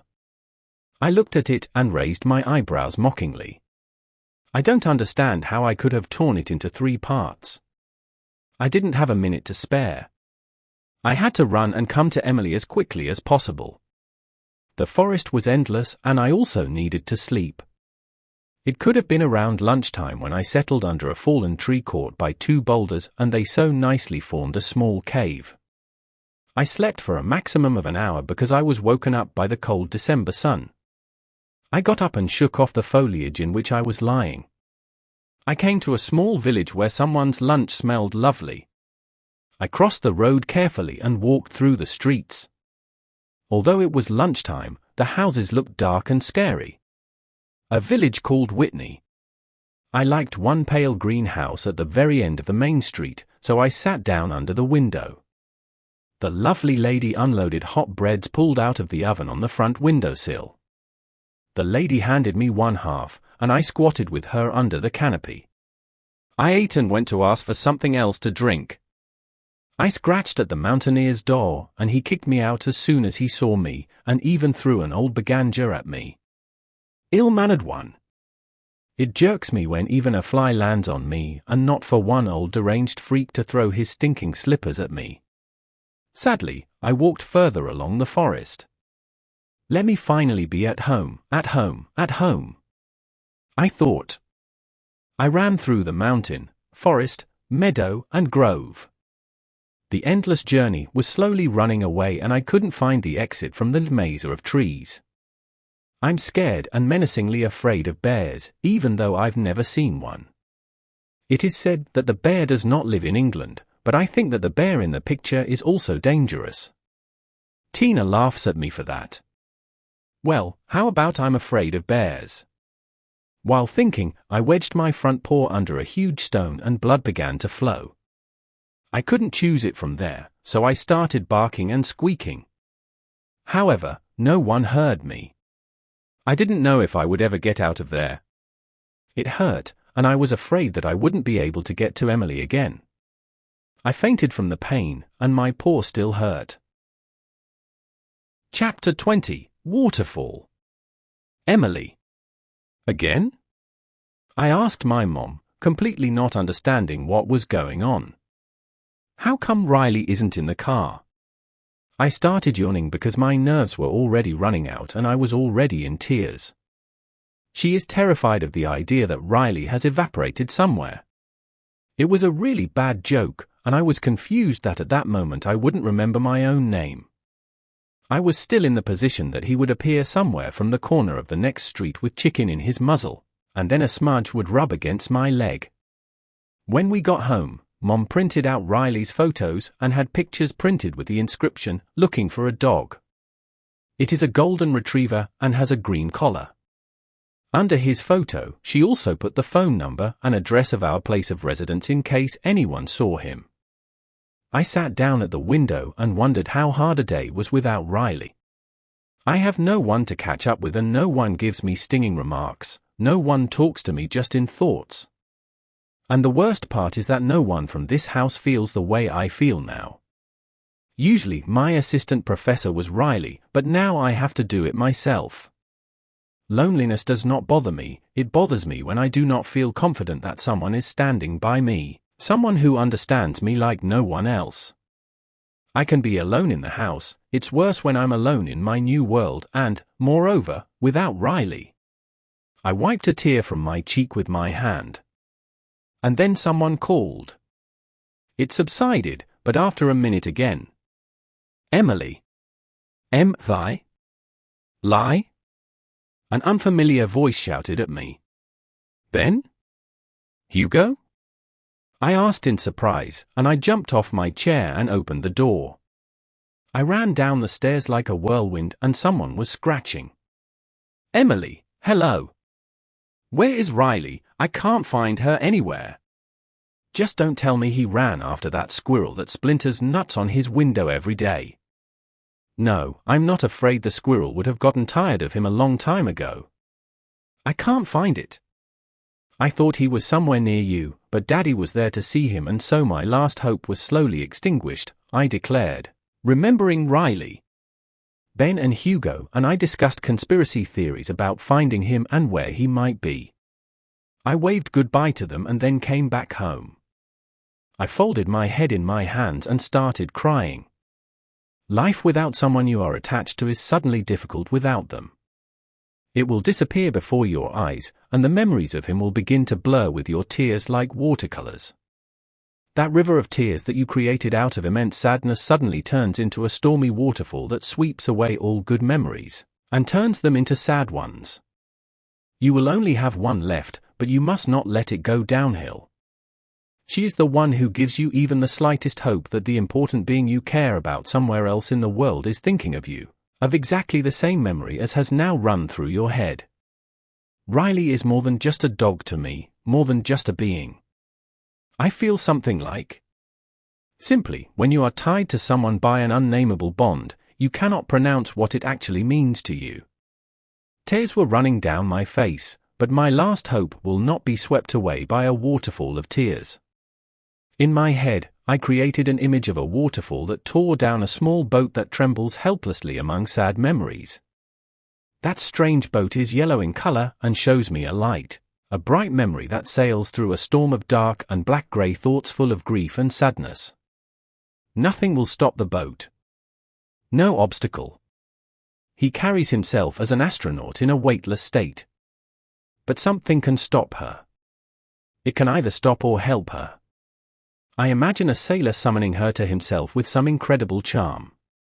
The boat is a few meters from the mainland and also a few dangerous meters from the deadly waterfall that will crush it. I wonder where the vivid memory in the form of a boat will go? Will it turn into a dark, stormy memory and perish among the rest? Or will he find his lost owner and collect all the grey memories and turn them into bright ones? Chapter 21, Cosmonaut. Riley. I shuddered when something burning dripped onto my leg. I was lying somewhere by the fire when I felt a human hand stroking my back. I felt a burning pain, whined and whined. Human grace has always seemed strange and kind to me, and especially today. I needed her as Emily. I felt that he was somehow suffering, and it still bothered me. The memory of her warmed me and also cooled me down. She cooled down because I couldn't feel her presence. It was just a kind of desire to have it with me. A delusion that is supposed to try to confuse me out of the way and shows me only dark memories. I felt that he was thinking of me. Although he is miles away from me, I feel that we are so far away and at the same time so close. It's a strange feeling. Really weird. I fell asleep, but differently than I'm used to. The pain was dulled by the bitter pill that was given to me. The pain suddenly went silent. I woke up and a strange woman in a bear-like fur vest was leaning over me. So, it's over. Now he will eat me, and then he will walk around the world in my skin, and that will be the end of my message on Earth. The strange woman looked menacing, but her heart was, as I soon discovered, very good. "Hello, dog," she greeted me. I did not know her. I crooked my nose, and then smelled the smell of sausages. "Riley, stop. Forget. You've already got into the mash once. Don't even think about that sausage," I told myself. "Have it," she offered me a sausage, but I pushed my head away as I don't want gesture. Obedient auntie, I laughed, and she preferred not to bother me with food anymore. I stayed with that lovely lady for 3 more nights before my paw recovered. She went for walks with me, I chased butterflies, then I chased a frightened flock of her strange sheep and made friends with a domestic cow, even though she was still just mumbling and complaining about what a bitten dog I was. "I'd love to keep you, but I'm sure you belong to someone." Epler ACI was leaving for a long way to go to Emily. "Thank you for the care of Teresa," I thought in my mind, and she stroked my ear. I licked her and already ran to find my second part, Emily, without which I cannot exist. I ran I don't even know where. I felt like an astronaut wandering through space. There are obstacles everywhere that stand in my way like meteorites. I am like an astronaut without my rocket. I was eager to look at something unusual, but my rocket ran away. She couldn't see the road without me, and she wouldn't find the right path without me. Someone has to drive it. He must command her and tell her what to do. But she misses this being. The space rocket was running away from me, and I had no chance of catching it. She was hiding here and there. Life has assigned her too much, but I am the one who will make up for it all. I'm already on the road, Emily. I ran for a long time. The bends led me I don't even know where. The road was absolutely abnormally winding and tangled. I walked 14 hours and 12 minutes. A few people who looked at me mercilessly ran under my path. It was late at night when I was hanging out under a dried-up tree at the end of Bovington Village. There was a 3-digit number on the road board, and I judged that London was still a long way from here, and I still had a long way to go home. But I'll give it. Chapter 22, Lanterns. Emily. Thinking about something that may never even be confirmed is tricky, but sometimes you just need to think and not come up with anything special. Reflecting and looking for insightful answers is nutritious for a teenage brain. I would have a perfect answer to one question. Was he on Earth day or night? If it were night, people would be afraid of darkness throughout their lives. This is variant B, but I personally like variant A. If there were a day on Earth first, we would see it as a sign that a bright future awaits us. But on the other hand, without darkness, we would never see the stars. I pulled myself together, and the dream I had dreamed was a thing of the past. At the end of each dream, Riley appears to me. I don't see him in my dreams because I've never actually seen him, but my idea of him is beautiful. Someone would imagine the image of a dog, but I imagine the image of a dog being that I care about and will return my love. I like such dreams the most. Since Riley left, I have 2 lanterns hanging over my bed as a sign that my hope will come true. I know it's there somewhere, but I don't know where. The police say that the dogs are getting lost and they are not addressing this. But she tried for a maximum of 2 days within a radius of 2 kilometers, and that was in vain. It's been a week since Riley's unexpected departure. I stood up and opened the door. Mike helped his mom at breakfast and muttered about what kind of birthday party he wanted to have and who he wanted to invite. Johnny, Carol, Damon, George and Ricky will come. Oh, Patrick with Tarry, and also Freddie with Sister June. Paige should have someone to play with. Do you think our house is big enough for them, Mom? He spewed out names one after another. You can't invite so many. For friends are enough for you. After all, you haven't even looked at George and Carl for over 3 months. Mom. Aren't you serious? But I have to have the biggest celebration.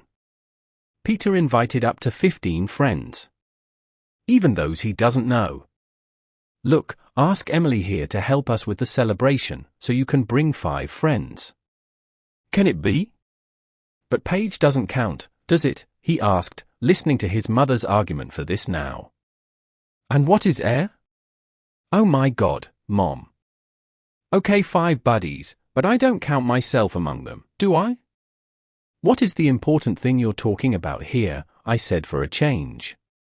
About the problem like an elephant, he shouted, angrily walking up the stairs with a thud. Today was supposed to be a relaxing day at last. But it only came out of a very busy morning. Horror. After breakfast, I missed the bus to school. At school, I excused myself to an embarrassing excuse where the teacher was just amused. Emily, you're not serious, shouted Vivian as I told her of that fancy morning embarrassment. Nothing but C. Hameleon ran away from my brother's cage and I searched for him around the house. I couldn't think of, I explained, and the water ran over her, quenching her thirst, which flew through her nose a moment later. If only you had said that you had a bus. What actually happened? Yes, it would be more believable, but that's okay, the teacher wouldn't believe me anyway. Okay. I accept. It's eye-catching. We walked to the dining room for lunch. The day passed quickly. Like any other, of course. I had a good conversation with Vivian. She once mentioned an incident in Dynaprac, then joked about an experience at an Ed Sheeran concert, and now she's just gossiping about Steve Dawling's unusual project. I also have it on video. If you saw it. It is clear that when she chose the theme of the volcano, there will be several authentic eruptions in the class, but I did not expect this in my life. It exploded according to her plan until the explosion was directed at Miss Jobs. With a roar, she slammed the door and now apparently continues to roar at Director Ross. Poor girl. She didn't even plan it that way, as she did. But I have the feeling that someone did it to her on purpose. After all, soda with vinegar up to 1.30 meters does not splash out. Weather? After a long pause, I concluded that the answer was just around the corner. I shook my head and replied in a daze, someone must have done this to her on purpose. Steve didn't do anything to anyone. She is nice and likes to make friends. From what I heard, she hasn't had a problem with anyone yet, and I already know who it was. Come on, our answer is just around the corner. I had a few ideas as if the person standing around the corner of the dining room could do this, but none of them matched reality. That really was you, Suzanne? And they didn't come to you? You're good. Why did you do that to her? I spoke, but she ignored me as usual. And do you see where I stand? Hey! You could have forgiven yourself for that comment, Vivian glared at her. So what, Hudson?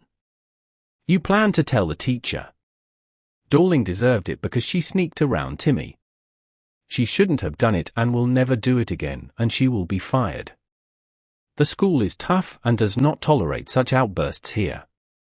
And if they don't throw her out, she won't come close to him anymore. I say, she deserved it. I ordered grease. Wait. Grease in this goes with you? Did you like to conspire with her? Yes, they conspired. Steve sneaks around at the wrong time in the wrong place.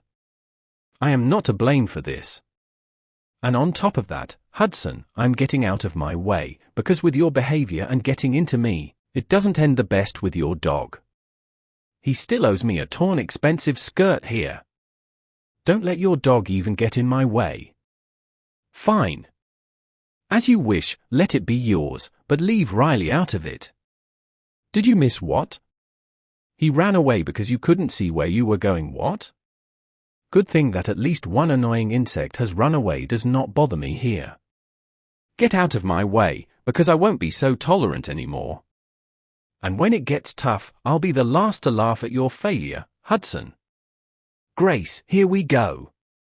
And to make it clear, Suzanne, let's see who will laugh last, said Vivian, and I wrinkled my eyebrows. Let him go. She is not worth it to me. Do you think she saw herself in the mirror in the morning? I don't know who the biting and annoying insects are now. How can you take it so easily? You've always had a hard time enduring the departures of loved ones, and Riley's probably the worst, so why don't you mind? I know Riley is alive. I have no proof of this and I have no idea where he may be, but I know one thing, or no one will stop me from loving him until I have proof that I will not see him again. 2 lanterns shine in my room as a symbol of hope. He is more than just a dog and more than just a friend, a being who has an indescribable feeling for me. We are like 2 halves that cannot exist without each other, and this is the bond that I cannot explain in one word. Simply. I know that, somewhere else is and thinking of me for our first meeting, first sleepover, Anne. I already had tears in my eyes, not only myself, but also Vivian. Of course, I can't tell her about our first bump in his and my head. She would probably think I belonged somewhere in psychiatry or something. I had to come up with something.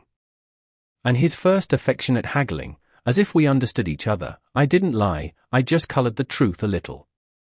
Emily, you talk about him as a person. I have never heard this from anyone, not even my aunt, who is an unbearable dog handler. Wow! I already understand why you have not moved a step away from each other. I'm sorry. I would still talk, but I already have chemistry to do, so hello for now. Hey Emily, she greeted, and I escorted her to the gym. I went up the stairs and settled in the lab to the right of the window. Only half an hour left. I thought to myself, it didn't work.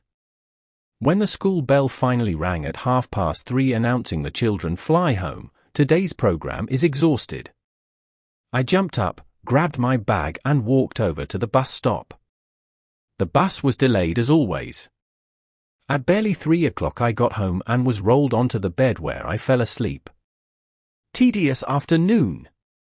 Get up, shouted a voice at my bedside. And you already, entirely, skipped? I yelled at Mike and almost inadvertently glued one to him. I shook my hand a little from the fright. UPS? It was not Mike who grabbed it, but the frame with photos, which spilled on the ground into 1,000 unloadable pieces. Mike was in a good mood and spread it to those around him in the form of jokes, funny stories, and hilarious, somewhat biting remarks to individual members of our family. Funny early evening. After dinner, I worked out a project in English and an example from physics. Fortunately, physics and chemistry are only in the first year. After completing both unbearably boring activities, I concluded a boring evening. The day developed diversely, feeling downhill, a fun morning, a very interesting lunch, a tiring afternoon, a funny evening and a boring evening. I've got it. After all parts of the day projected through my head as one magical axis of events, I realized that the life I live is like a written exam at school. Many fail in it because they try to write off from others. They do not realize that each of them has a different assignment. Some are super successful because they have prepared conscientiously, others are lucky, and some are smart and know something and guess something correctly. After this judgment, I thought deeper and deeper. It's crazy what I want to do right now. I sat down at my desk at my computer. Some would say that I practically can't see the computer, but I also have my gadgets on the computer. Braille writing. Tramtadada. I started writing. Don't forget, Riley, wherever you are I am there with you. The past is the master of you, it is not possible to change, but the future is the master of you, that preaching even the impossible, she will worship you to the ground. You can do it. I love you very much. Emily. I'm trying to put my life together, but I can't find adhesive tape anywhere. What would make me so strong for now? I decided to put my adventures with Riley in writing. My fingers were running on the keyboard and I was typing, just as I had experienced it all with my dog friend. I fell asleep on the keyboard, and in the morning Mike laughed at me extremely for it. Letters and dots lined my cheek. Emily. How did you sit at the computer all night? Mom. And you accuse me of playing whole nights of the game. That Emily here is a gambler. I didn't play games. M. I was writing a homemade one from Biola. I'm in a hurry to go to school. Hey there.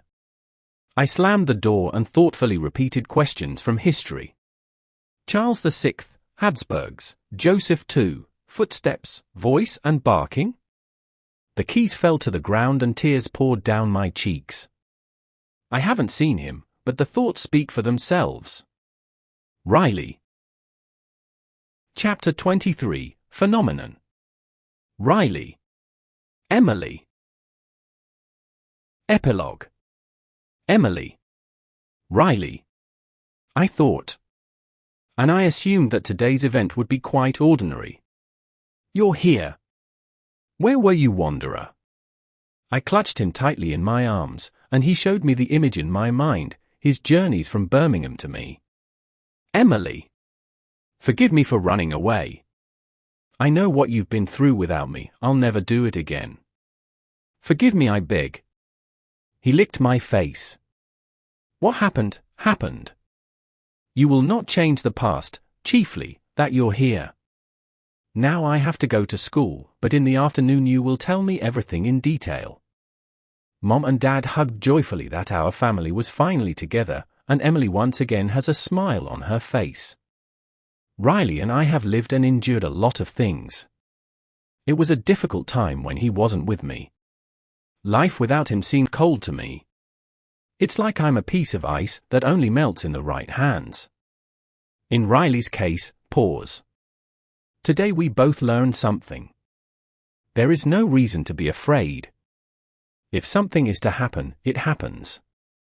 With the right person, in my case a dog being, in the right place and at the right time. We found that friends are not separated by distance or time, but by when they stop believing in each other. School. Let it be over. On the way home from school, I couldn't wait for the mysterious thought conversations with Riley. We sat down on the roof of our house, where Riley gradually showed me images of his harrowing journey home and the reason for his disappearance. I just shook my head that he had survived all this because he could be seduced by the smell of meat, but what a wonder! Riley is in her pod state first of all, a dog, and the smell of tasty meat, that's his. Then he whispered something to me that I was thinking about. Emily, you believed in yourself, you believed in us. You've been through a lot, and you're going to survive everything that's to come. You are a great fighter. Riley, from now on we experience everything together. I have never seen him, but it does not take eyes to make friends.